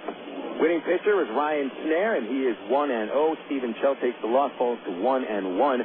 Ryan Braun with the save. He had a home run hit by the Travelers from Brent Del Chiaro, his first. Mitch Maier hit a 3-run homer for the Wranglers, proved to be the game winner in the 5th. It was Maier's 3rd of the year. We do not have an official time of game or an official attendance. We're still waiting for that from the Wranglers front office. But the Wranglers now 1-6, and the Travelers fall to 4-3. Game time tomorrow, 7:30 in the evening. It's the 4th different start time for a game here in Wichita in 4 days. So with a 7:35 first pitch, it's actually made a 7:35 first pitch, not 7:30. We'll have the ITT Tech pregame show at 7:05. No, it's 7:15. That's right, 7:15 here on Little Rock ESPN 1380, and we hope to see you there tomorrow night. Big thanks to the studios to Arlen Horn. Fabulous job as always by Horn. And congratulations on that new grandson. Head on up to Iowa and check him out. Let's see some photos next time we see you, Arlen. So thank you, Arlen, very much. And thank you, fans, for tuning in. Hope this game has helped make your workday move along a little bit smoother. Too bad the Travelers lost it, though. Once again, the final score, the Wichita Wranglers 7 and the Arkansas Travelers 6. I'm Phil Elson, wishing you a wonderful rest of your Thursday. Happy Passover. Have a great Seder, and we'll be talking baseball again tomorrow night.